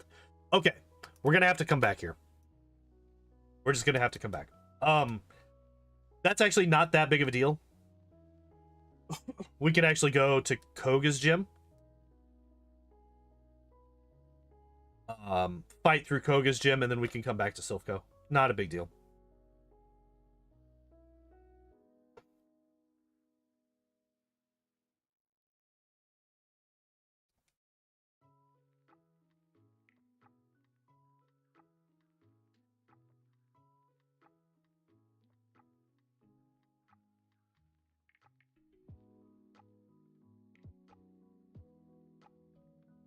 Oh shit, I forgot to grab my...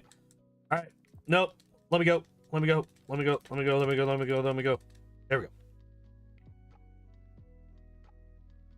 That's probably my favorite glitch in this game, by the way. I absolutely adore that that's a thing that exists.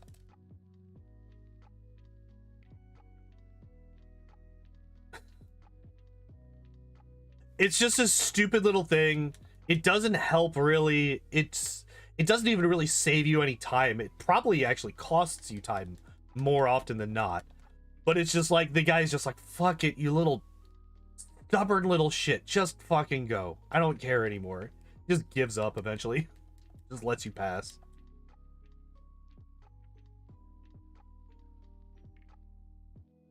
Alright, so Twin Needle is super effective against everything in this gym except for the Sand Slashes. And even them, it's neutral against, so... Is very, very good. Oh, thank God. Oh, thank God he didn't Psychic me. Oh my God. I don't know why he tried to Poison Gas a Poison type, but holy shit, if he had actually... Because that Hypno knows Psychic. If it had used Psychic against me, my Beedrill would have just, like, crumpled into a little ball and vanished. There's absolutely no chance whatsoever that I would survive a Psychic from that Hypno. But the dumbass went for Poison Gas against a Beedrill. No! Alright, we're double edging.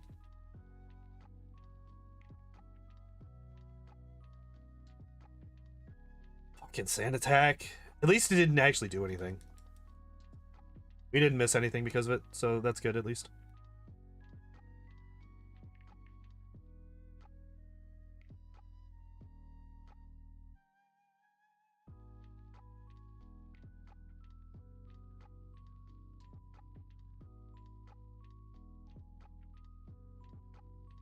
So if you notice, the second hit of Double Edge against that Sand Slash actually did more damage than the first one.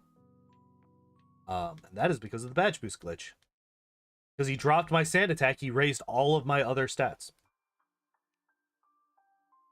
Did I say because he dropped my Sand Attack? Because he dropped my accuracy. Because he dropped my accuracy, he raised all of my other stats because of the badge boost. Well, not all of them. He raised my attack and defense. Because we don't have the badges for the other two yet. We're about to get speed, actually. Koga gives you a boost to speed. I'm actually curious, does he actually say speed?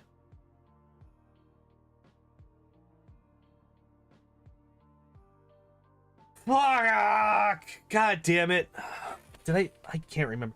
I am like constantly forgetting if I saved before these fights. Like, muscle memory dictates that I should be saving before these fights. I did. Okay, good. Alright, so that's death number 15.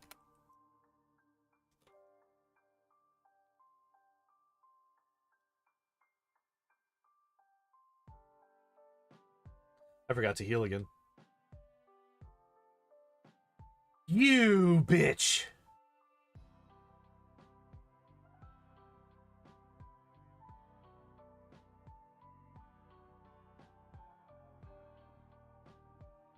You absolute whore. Fucking smokescreen. Okay, so that still kills me. I mean, our defense is a base 40. It's not like our defense is that great. Okay, let's actually heal this time. Maybe that will help somewhat. Strange. Where's my super potions? There you go. Yeah, that'll do it. We'll save again. Now that we are fully healed, maybe we can survive.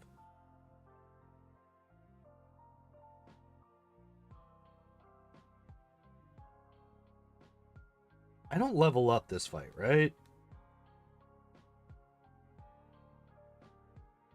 Oh my god, that's a beautiful crit. Stand slash and psychic.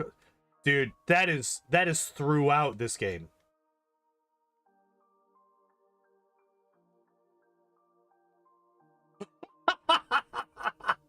Yeah, we lived on 3 health. Get absolutely fucking wrecked, Koga. You dumb bastard. No, I'm not making space for your shitty toxic TM. I'm never using it. It's terrible. Oh, get absolutely fucking wrecked. You stupid bastard. Oh. That scared the shit out of me. Scared the absolute shit out of me. I was fully expecting to be capital D dead.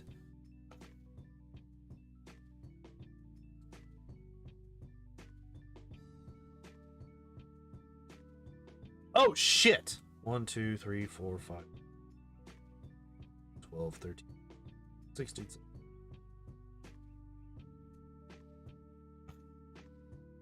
Okay, we're leaving. No, we're leaving. I don't care about the... Alright, so here, 2 things that we're gonna do. First off, we're gonna deposit a whole bunch of shit because we have a lot of stuff that we're never gonna use again. Oh, hey, remember that bike voucher that I have that I didn't turn into a bike? Silph Scope can go away, HM2 can go away, the Pokeflu can go away. Card key we need to keep. Alright.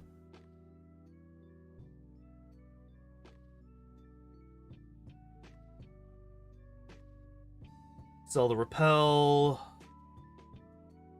Mega Drain. Nugget we're gonna sell. TM3 we're gonna keep. Okay. 7 of these. Now we can go back. Alright. Yeah, 3 health.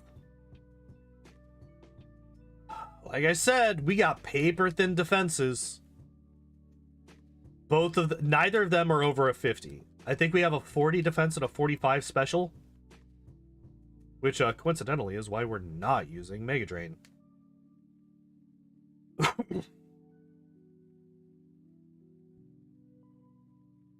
There is an argument to be made to swap out Pin Missile for Sword Stance. It's actually a pretty good argument. I might actually do that.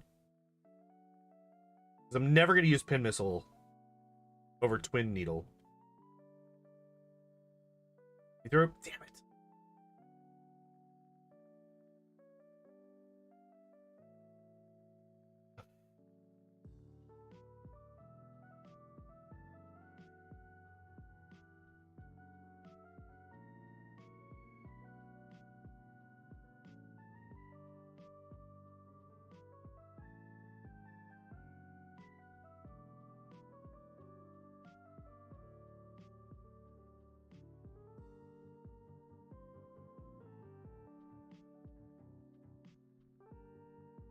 Oh, okay, so here's the thing. I can teach strength to the Geodude, but I'm not going to. Reason I'm not going to, because if I teach strength to the Geodude, it's going to be under dig, and the way that I spam buttons in this game, I will accidentally dig out of the fucking victory road. I guarantee you that's what's going to happen. So I'm not going to do that, so that I don't do that, because that's going to make me cry. And I don't want to cry.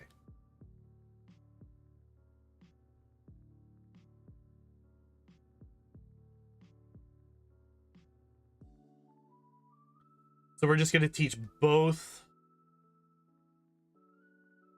I was about to say, Double Edge should be a 2-hit KO now.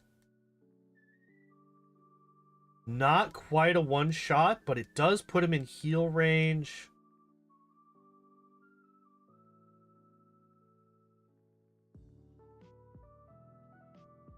Okay, I am faster than the Alakazam. That's good. Shit. Damn it. All right. That's kind of what I was worried about.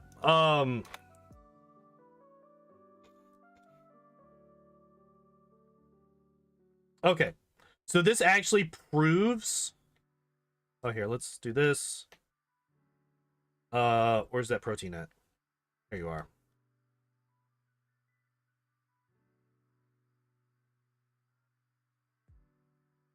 All right. The missile is gone. I'm never gonna, like I said, I'm never gonna use pin missile. Never, ever, ever, ever.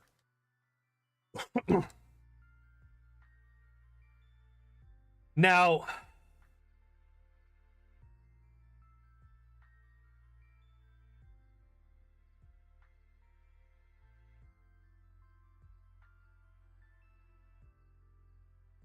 the reason that that's so, what I could do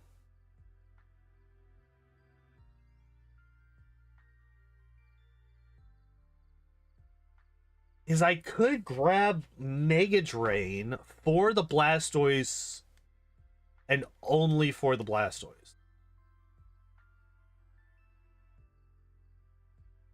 But I don't think that's worth it. I don't think it's worth it to do that. I didn't heal.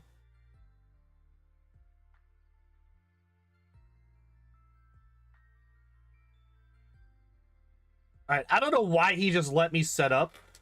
But I'm appreciative of it because that Marowak's fucking scary. Alright, let's heal up a bit. Is that enough? It should be.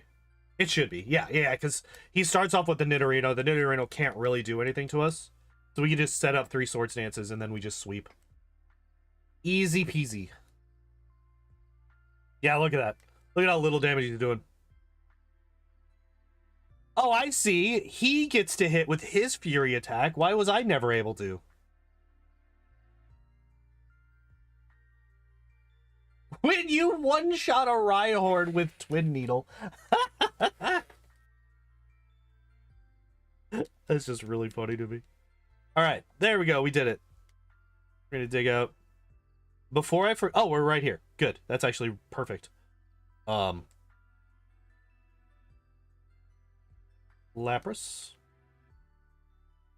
Lapras. So yeah, we want strength to be on top in that menu. So that we don't do what I just tried to do.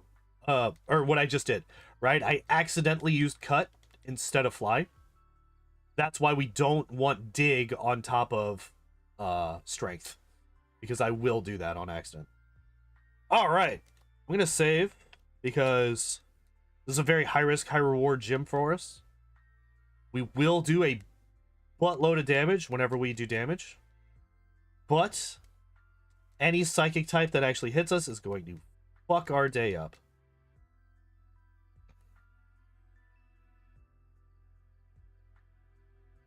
As long as they actually use moves that, you know, do damage. But the good news is there's no Drowsy or Hypno in this entire gym. And every other psychic type, except for Slowpoke and Slowbro, is paper thin defensive wise. So, and Slowpoke and Slowbro don't actually, I don't even think that they get confusion via level up. I think all of their psychic moves come from TMs or something like that. Because I don't remember ever getting hit by a psychic move from a Slowpoke or Slowbro. Some random grunt has one in another city. You're absolutely right. I never thought about that. That's actually really funny. That's actually really fucking funny. Like, no, we need to get this Marowak. It's super strong and powerful. And it's like, dude, I got one that's like 3 levels higher. Just catch a Cubone. It's not that difficult.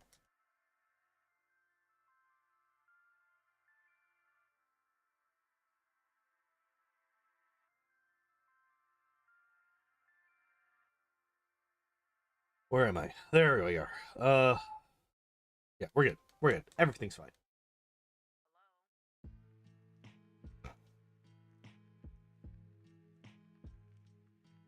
I am roughly equivalently higher level to Because her Alakazam is level 42, I want to say. So we're 6 levels higher than the Alakazam. We were, well, like 7 levels higher than the Alakazam on the rival, and we outsped it.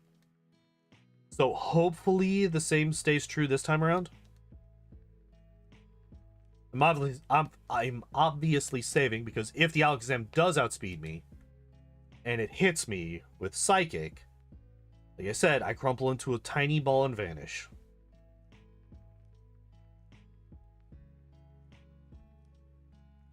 What I could do to help...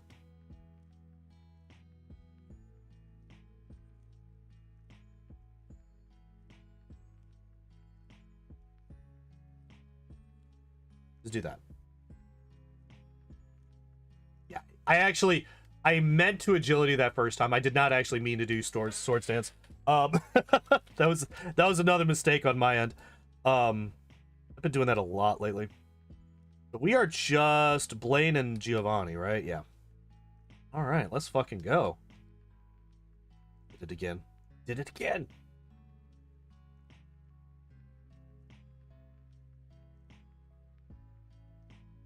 Lapras. Oh, Blaine's scary. Blaine is fucking scary. Said it at the beginning. Fire Blast from his Arcanine is gonna kill me. There's nothing I can do about that. I just have to hope that he dies. Which his Growlithe actually only has Ember. So if I set up Sword Stance on his Growlithe, I should be able to one-shot the rest of the team. Did I heal? No, I did not. I'm still very damaged. I will heal before I go into the gym, but I have not healed yet, no.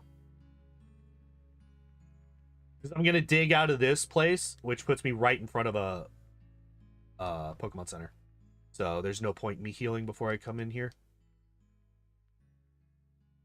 No more room for items. Gross. Absolutely fucking disgusting.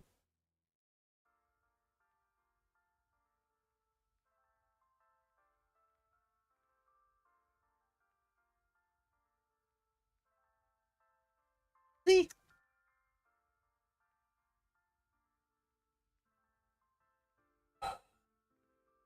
Get back here, which lets me get up here, which lets me fight these nerds.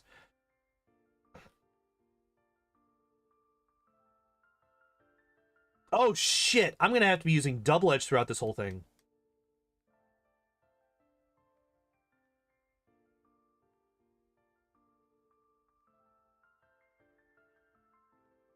I'm gonna burn through so much health. Holy shit. I was not paying attention to what I was actually gonna need to do for this gym. So first off, we're gonna run out of power points before we finish off this gym. Second off, oh, that's actually, I saved when I came into this gym, right? If that's the case, then that should be fine. Okay, I did. Okay, good. Good. Okay, that's fine. Scared the hell out of me.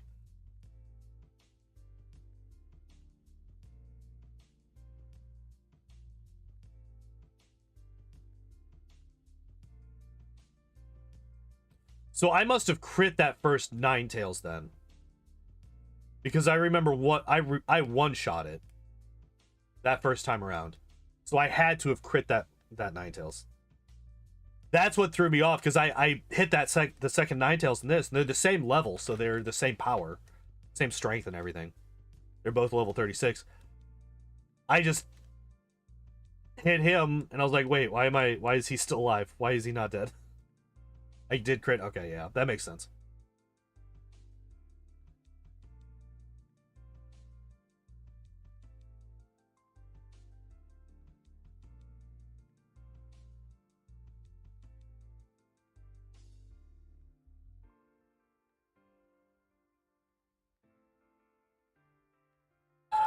Next one only has one Pokemon. I should be able to one-shot. Okay. I don't trust the next one. We're gonna go and heal. I've already burned through 2 hyper potions in this gym. I don't want to go through anymore.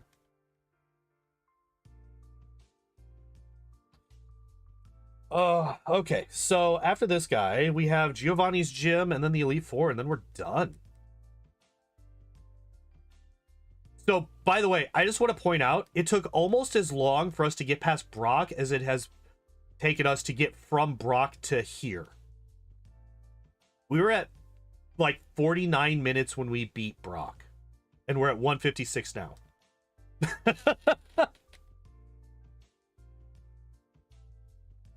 Oh, that first hurdle, man. Brock's real rough if you don't have some kind of special move early on. God damn it. He's got like 3 Pokemon. I'm not going to be able to survive the recoil damage, even if he doesn't attack me ever. I'm just going to use... fuck. I have money. What am I doing?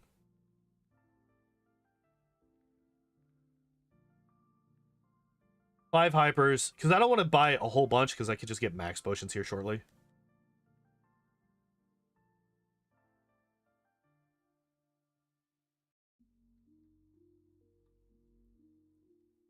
Fucking quick attacking little shit.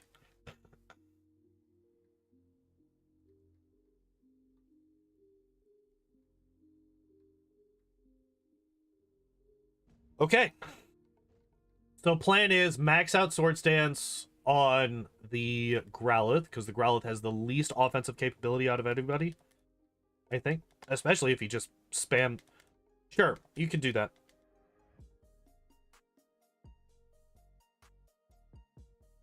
Wait, did I miss? Did I Gen 1 miss against this fucking Growlithe?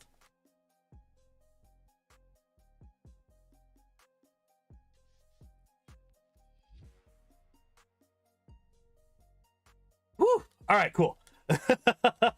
I was a little bit worried that we might not outspeed the Arcanine. Arcanine is a speedy boy. And he did match up... Oh, well, not quite. He is level 47, so he was pretty close to our level. Actually, I guess after badge boost glitching, or using the badge boost glitch, or not using it, taking it into consideration, that extra 37.5% speed probably made the... Well, might not have. I don't even know. I'd have to look up what is... Needle back up top.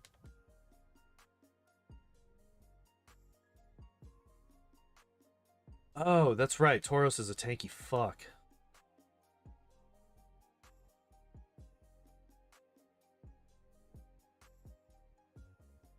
Where are we at right now? We are in Giovanni's gym. We're getting close to the end here.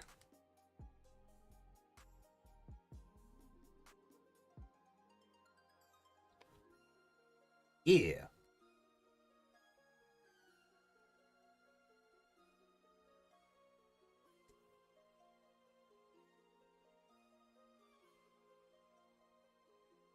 Man, it's so nice to be able to just one-shot those Nidokings. That's a good sign for... Oh, fucking hell, this guy. This motherfucker. Don't do it. Okay, he didn't. That's still not enough for a one-shot? Fuck, and he hit me with Sand Attack at the last minute. Son of a bitch. No, stop! Although, actually, I'm a little bit... Considering the fact that I was able to beat him immediately, or I was actually able to hit him after that, I'm actually much happier with him doing that than, fucking... I'm gonna do 2 Sword Stances, actually. Oh, then Dig. Because Dig would have fucked me up. I think... No, I would have just died, I'm pretty sure. Which is actually kind of weird that they are not... Wait, is Hyper Potion the 200? I thought Hyper Potion was 120.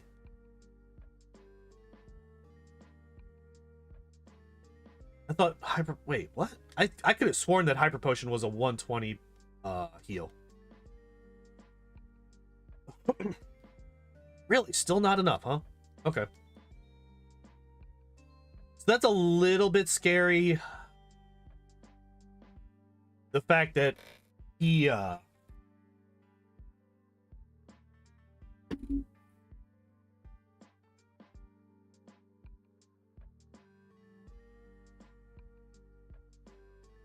survived a Swords Dance Twin Needle. Does he survive a 2 Swords Dance Twin Needle? If I crit, which undoes the Swords Dances, cool. Thank you very much. I appreciate you. You're the best. Not upset. I should have healed. Yeah, I'm at way low health. That's bad.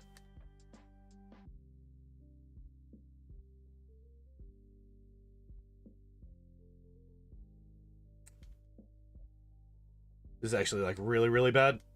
Don't hit me. Okay, that's fine. That's fine. Everything's fine. Everything's fine.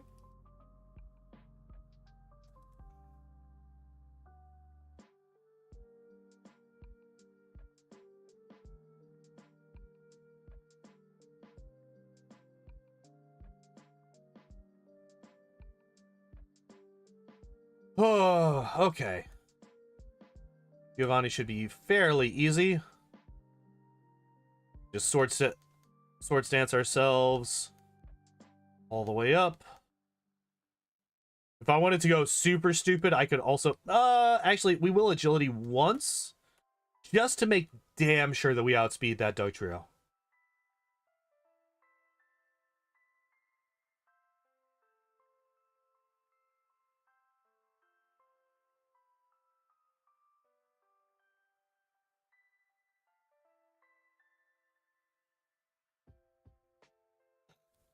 Nice Horn Drill, nerd.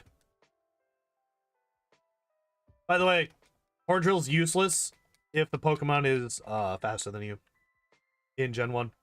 In later gens, it's whether or not you are higher level. Any of the one-hit KO moves cannot hit a Pokemon that is higher level than them. In later generations, I didn't actually heal. In later generations, in Gen 1, they cannot hit a Pokemon that is faster than you. All right. I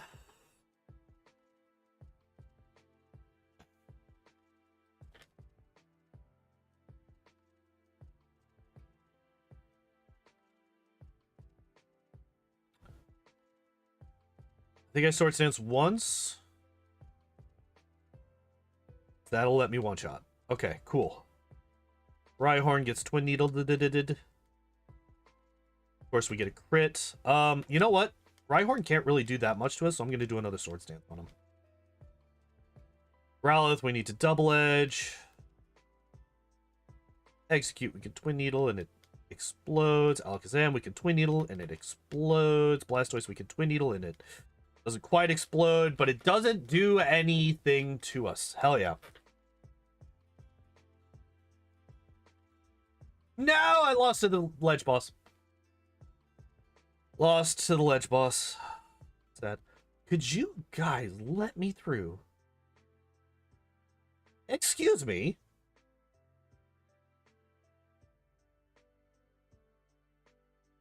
Hey, ledges, they are kind of the worst, yeah. But, like, I'm usually pretty good. Like, the vast majority of my runs, I do not hit ledge bosses.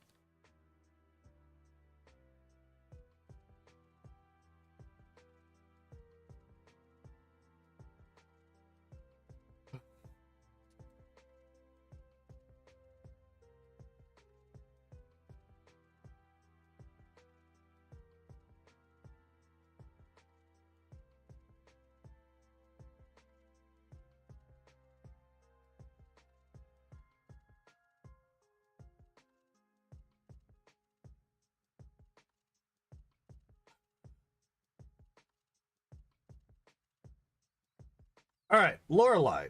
Let's think about how these are going. Emulator going 10 times? Fuck that noise. I'm doing 4 times, and I'm like, all right, this is about as fast as my old ass can deal with.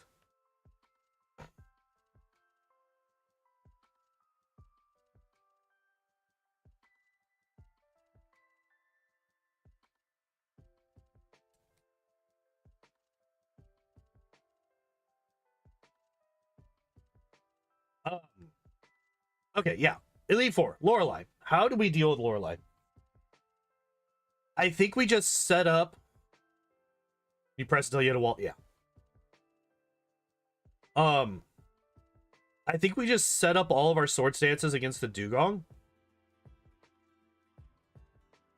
And then we just Twin Needle everything to death, I'm pretty sure.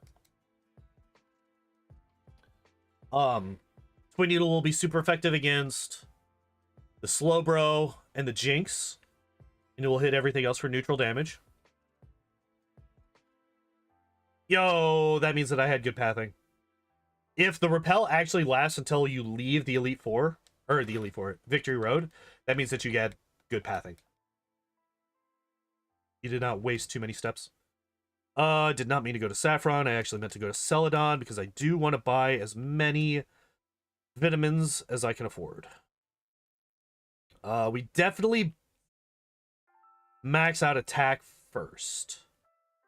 Oh, actually, before I do that, just in case I need it, I am gonna pick up. Here we can sell these things. The revive is useless because if we die, we reset. That's Psywave, Blizzard, Fire Blast, Fisher. Wait. They're vitamins! They're not steroids. I don't know what you're talking about. Deny any and all knowledge of steroid use in my Pokemon. Did I say? I think I saved. Alright. 3 protein. Calcium. Carbos. Iron. 2 HP ups. Alright. That's a lot of money. I usually don't have that much money. Only 1 protein, huh? Okay, so 1, 2 calcium. Oh, we're done with carbos. Done with iron. Wow, we're done with all of them. Okay. Since we're done with all of them, I'm just gonna sell them back. I'm not gonna reset.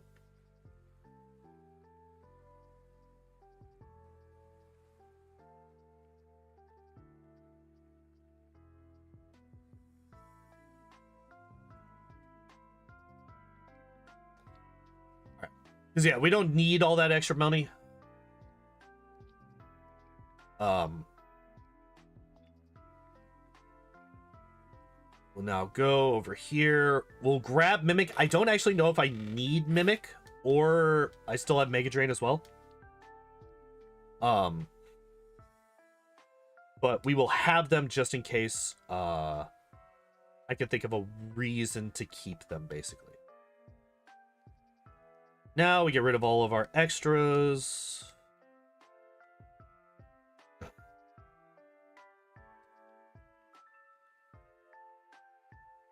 We do have 5 full restores. A lot of ethers and elixirs.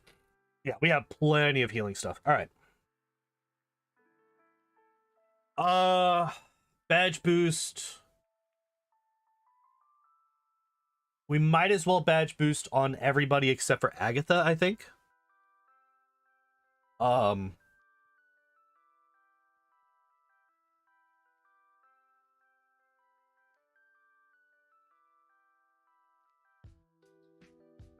Yeah.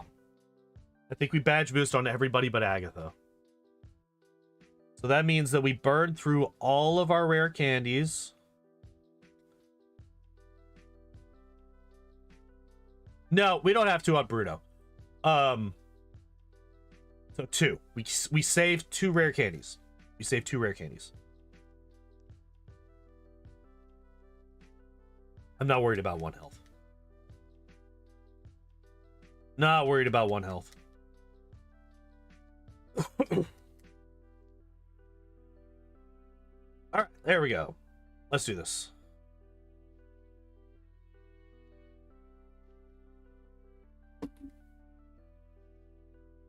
Sword stance.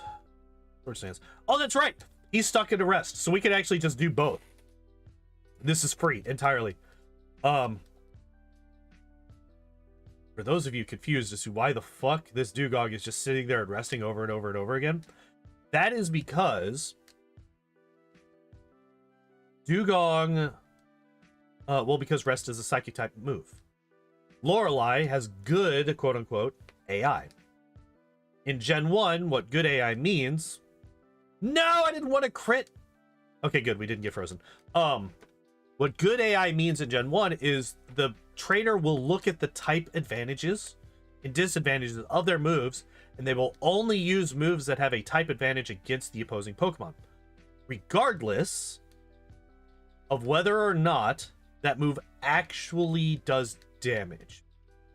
So, Lorelei looked at her moves on her Dugong, saw that Rest was Psychic, saw that my Pokemon was Poison type, and was like, Rest will do the best.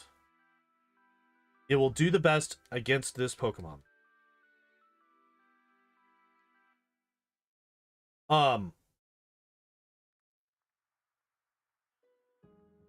So it's actually really easy to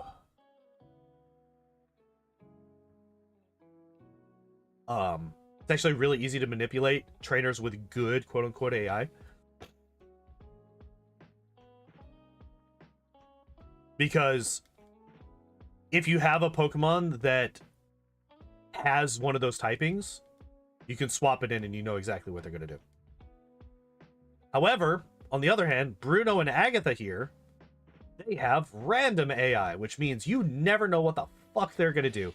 Agatha can sit there and spam Dream Eater while your Pokemon is awake, or she can put you to sleep, confuse you, and then hit you with 3 Dream Eaters in a row, which makes you cry, because it's usually what she does. She's evil. Evil!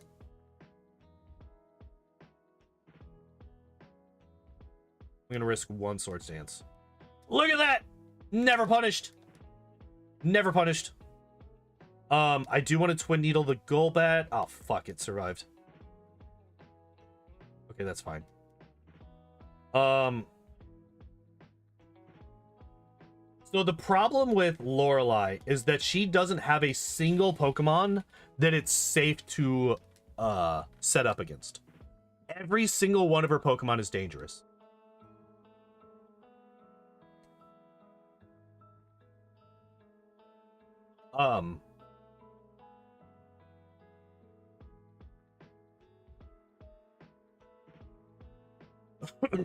Lance, on the other hand, has good AI, and both his Dragonairs and his Dragonite have psychic moves, being Agility, and Dragonite has Barrier. So if we can get past the Gyarados, Double Edge doesn't quite do half. A lot of damage to myself with the Gyarados. Alright, so we're free. We win. So we can just Sword Stance forever. We can Agility forever.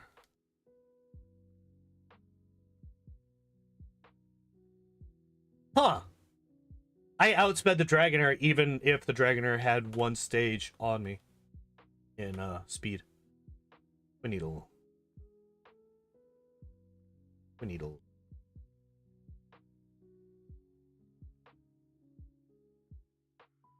Fuck, that crit actually really hurts.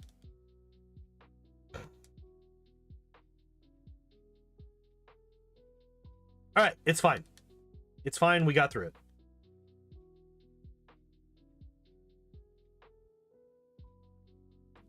I think if we hadn't crit, we would have one-shot the, Oh, I forgot to use the rare candy as well.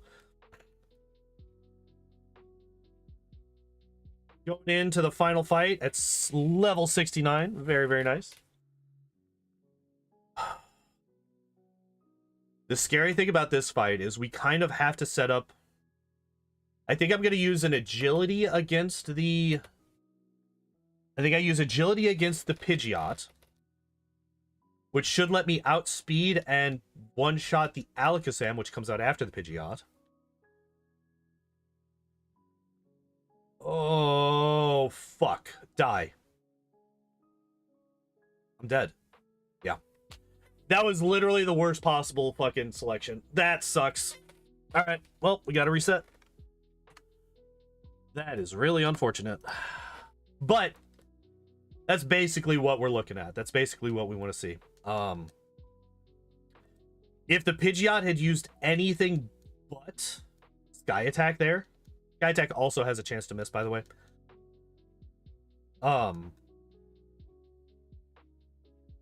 Which Pidgeot has a 50-50, basically, whether he's going to go for Sky Attack or he's going to go for Wing Attack.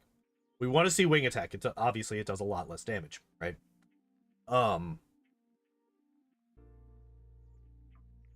Fuck. Because that was also a crit takedown. So that means that even if we use Swords Dance, we can't one-shot it. This is actually incredibly tricky.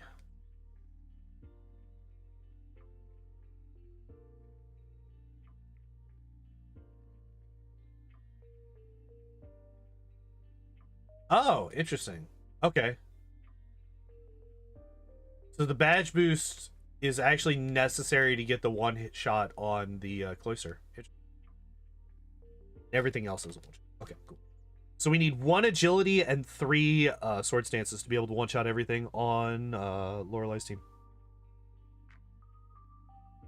Easy peasy lemon squeezy.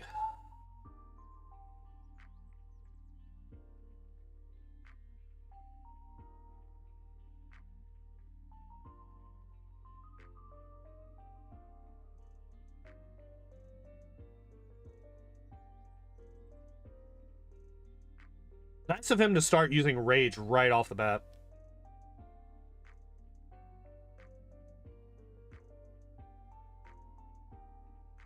Okay, so I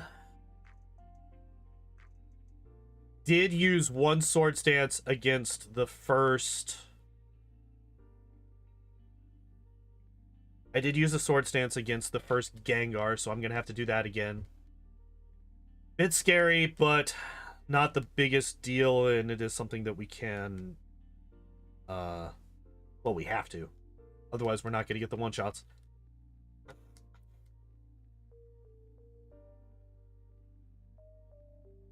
Oh my god! Never punished. I saw Hypnosis. I got scared. No haze. Super Potion is perfect. Now, I'm curious if we consistently one-shot the 60 Gengar. I don't think that we do. I don't know, we've done it twice, but it's been real close both times. I feel like it might be a damage roll with that Gengar.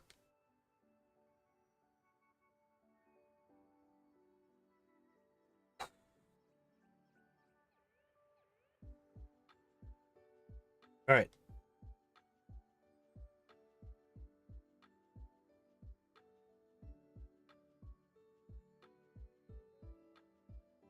All right, we're free.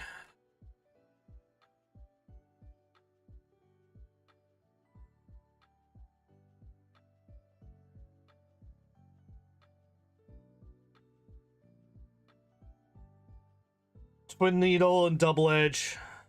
They're both not very effective. Double Edge will do more damage, but we also take recoil. I think I'm going to go for Twin Needle for the sake... Fucking crits!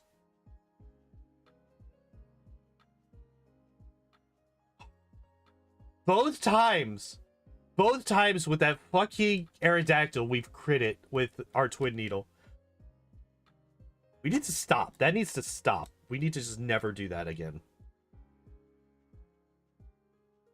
We're actually 1 level lower than last time.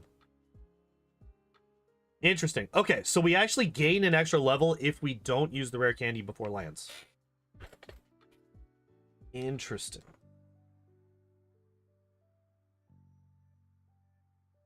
I wonder if we're going to level up, like, immediately after the... No, we're like really far away. Oh yeah, we did just use a rare candy.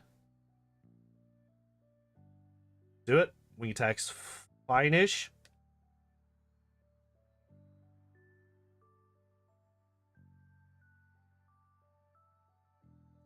Okay. We should be safe for the rest of this run.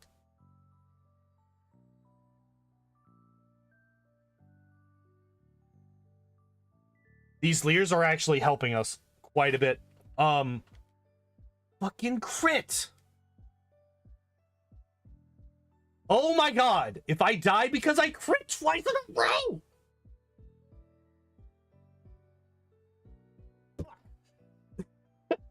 Son of a bitch, man. Okay.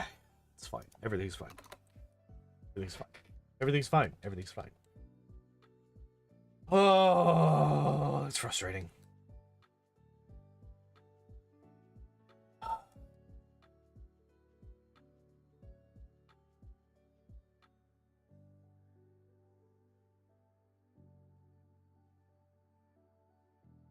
I wonder...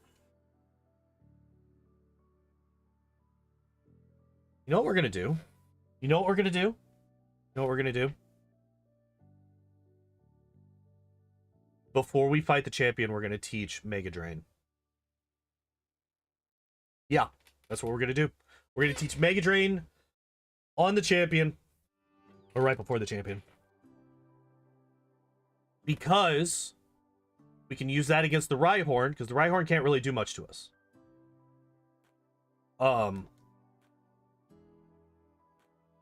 And we don't really need agility.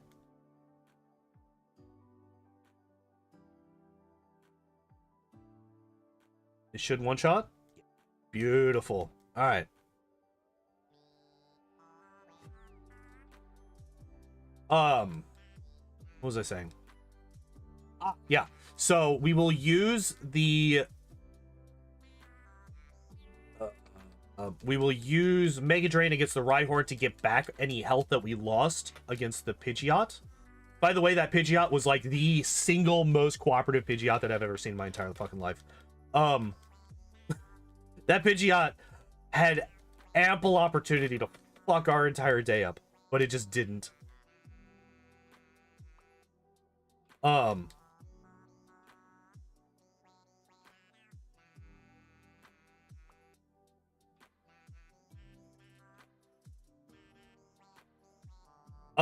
Yeah. God damn it with the crits, man. Jesus, that did a lot of damage to us.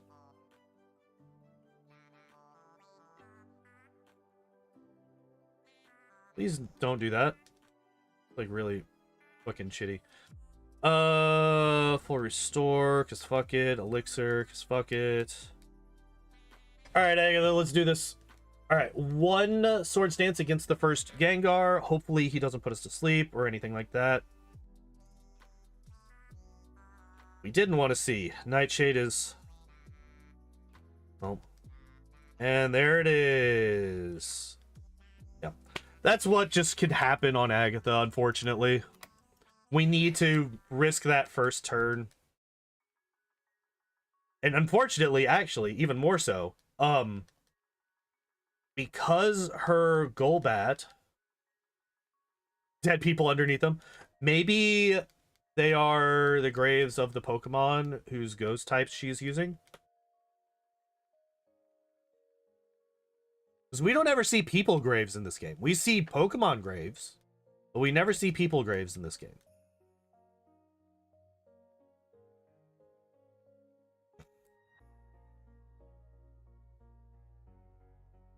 Oops. Damned a little bit too much.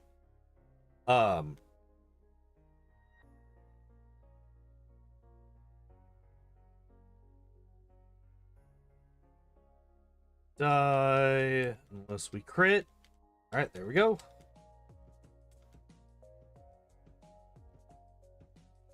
Not even gonna bother healing. Did I even take any damage? No, why did I think that I took damage? That was stupid. Yeah, no rock throw. Please don't rock throw.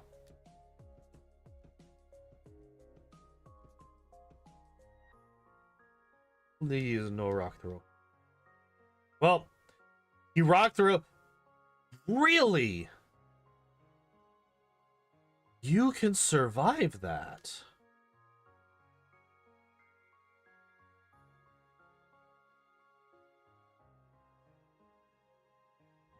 Interesting. How did it survive? Was that like minimum damage roll? Was that what that was?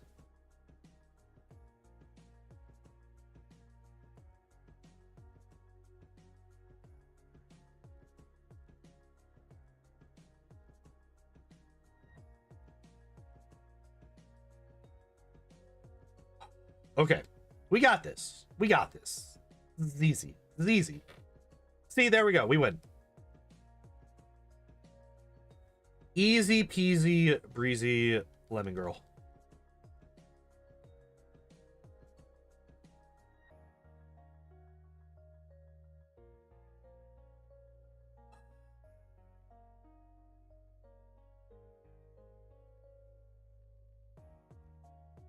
Did it?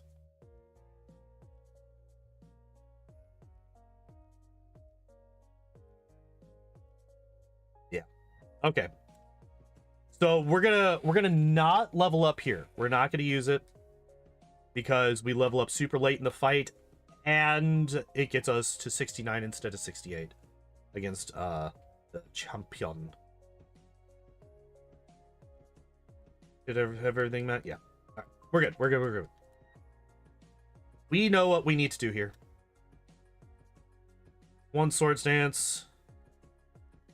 Two sword stances. Double edge kills. And now we're free to set up entirely. Now, as long as we don't fucking... As long as we don't crit against the fucking Aerodactyl, again, this should be absolutely free. We are 3 for 3. We are 3 for 3 for crits turn 1 against the Aerodactyl. What the actual fuck? What is happening here?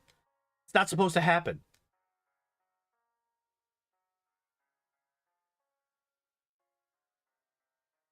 All right, 68. Very nice. Elixir for those. Full restore for those. Was crit scripted? I fucking guess. It's like the first fight in the forest where I got literally nothing but 2 hits on Fury Attack like 7 times in a row. It was insane. I legitimately started questioning whether or not Fury Attack could get more than 2 hits because I got 7 in a row where it was just the 2 hit. All right, so we need... Fuck me. That's just death, isn't it?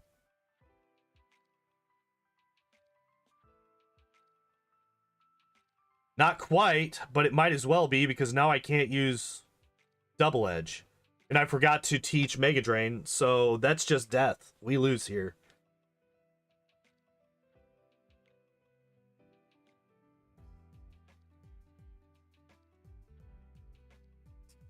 We do outspeed the Alakazam, though.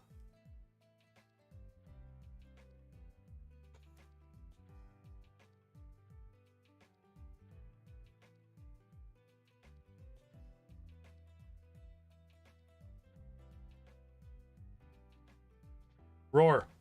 Damn.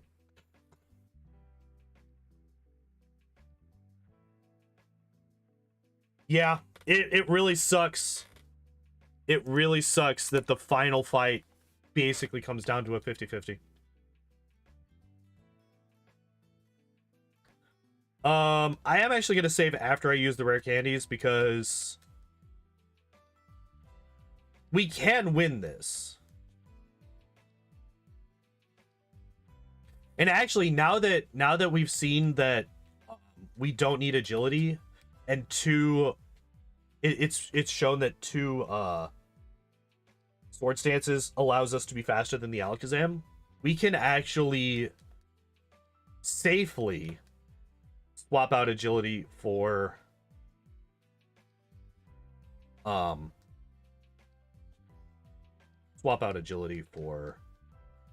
Mega Drain. That's the word.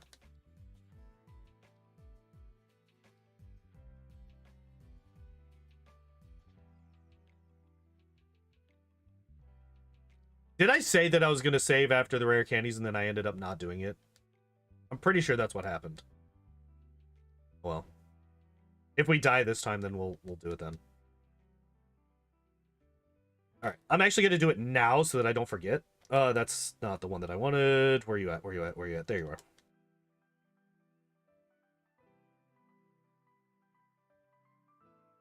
Because I don't think that I need agility to do anything else. It probably helps against... It might help against the Aerodactyl. We'll find out. We'll see. We'll see. We'll see.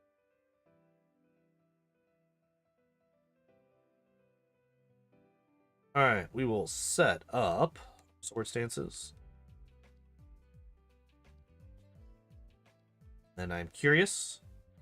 Mega Drain one-shots. All right, even with our really low special, Mega Drain still one-shots. Double Edge should still one-shot the Hitmonchan. Double Edge should still one-shot the Hitmonlee.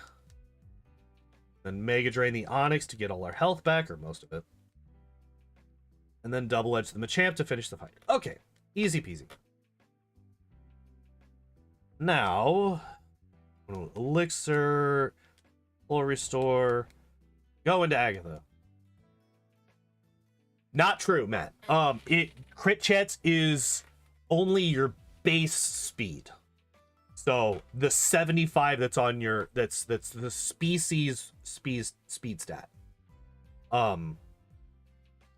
Boosting your speed via vitamins or leveling up or EVs or IVs or any of that stuff, that does not increase your crit chance. It's only based on your base speed. Nice. Nice. We got the thing that we wanted. No haze. Super potion is perfectly fine.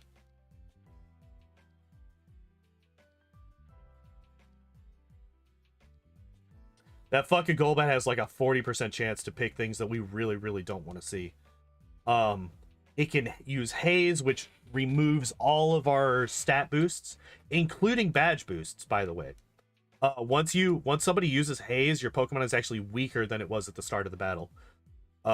Because you lose that 12.5% badge, the actual intended badge boost. You lose that as well whenever somebody uses haze.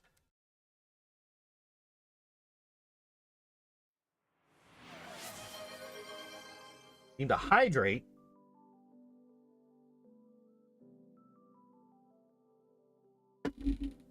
Thank you for the hydrate.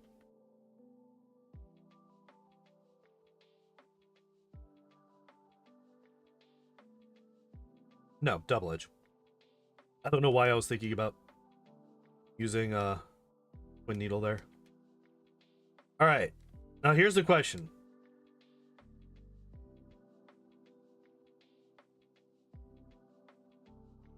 So it's not quite enough to one-shot.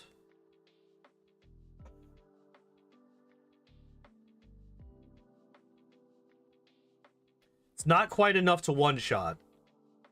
But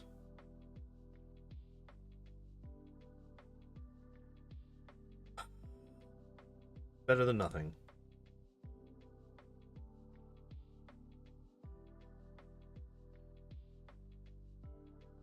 All right, we already have Mega Drain. We should be good to go. We should be guaranteed a win here, I think. It is not scripted. This is true. Confirmation. Wing attack is really...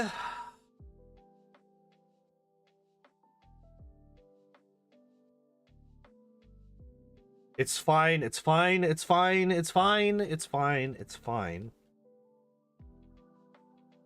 Look at all that health we just got back. Look at all that health we just got back. Look at Swords Dance. Could you stop? Those 2 5 hits in a row, by the way. 2 5 hits in a row.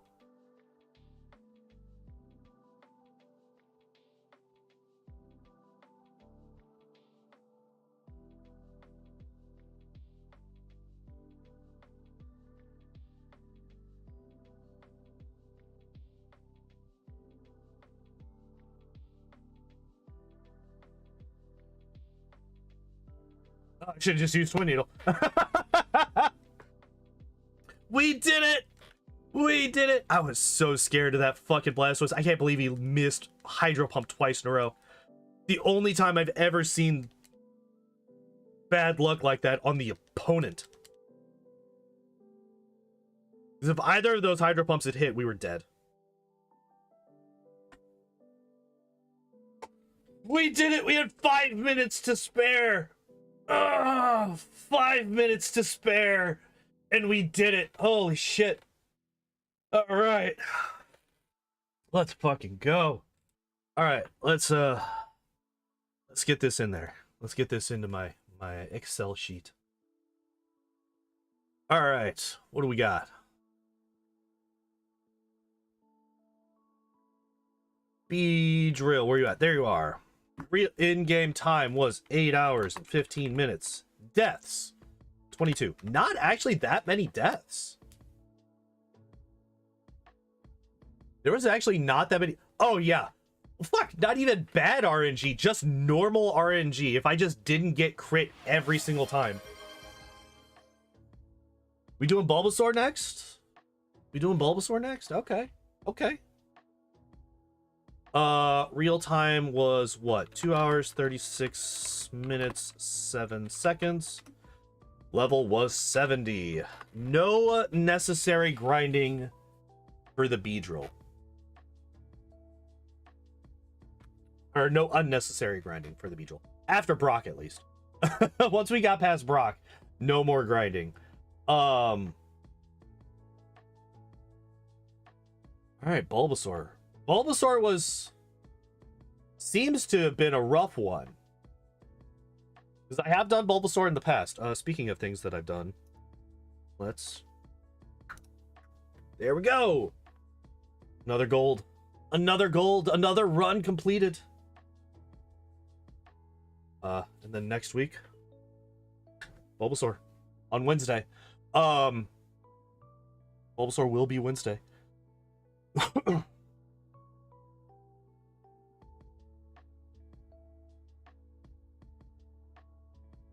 Triple starter Pokemon week. I will do. Okay, so since we're doing Bulbasaur, we will do all 3 of the starters. It won't be all next week. Because Tuesday is Weedle Day. And Saturday is going back to Auto Build Judgment Day. Starting tomorrow, actually. Tomorrow we're going to finish up the Wrath of the Righteous Companions. The last 2 builds that we need to look at, which is Staunton Vane, with his updated build with the most recent DLC patch, and Evil Urushiele. Those are the only 2 that we haven't gone over, and we're going to go over them tomorrow, look at their auto build, and judge them harshly for how bad they are, because they're almost always really bad. Urushiele's normal build was pretty good, but I've heard that her evil side build is absolute trash, especially compared to her normal one. And then next Saturday, next week, we will start on the Kingmaker Companion. So we're going back in time. We're going back to Kingmaker. Evil is so bad. I have definitely heard. I have heard that Evil is real bad.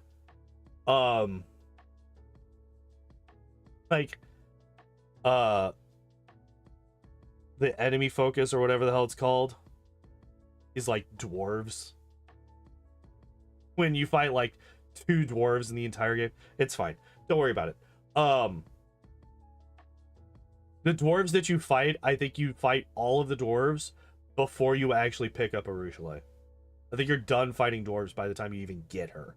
Let alone by the time you get her far enough into the story where she can turn back to evil. But anyway, yeah, we're going to be looking at those tomorrow. Tuesday, we'll be doing more Weedle. Wednesday, we will be doing Bulbasaur. Friday, we will be doing Charmander. Actually, you know what? No, we've done Charmander before. We're going to do Squirtle on Friday. So Bulbasaur on Tuesday, or on Wednesday. Squirtle on Friday. And then next Saturday, we're going to start doing Kingmaker auto builds. And then we'll do Charmander on the following Wednesday. That's the plan. that's the plan for the next week coming out. Obviously I'll be starting at the same, roughly, well, not the same time because I tend to be late. But planning on the same time as always, 6 o'clock p.m. Central, whatever the fuck time. Yeah.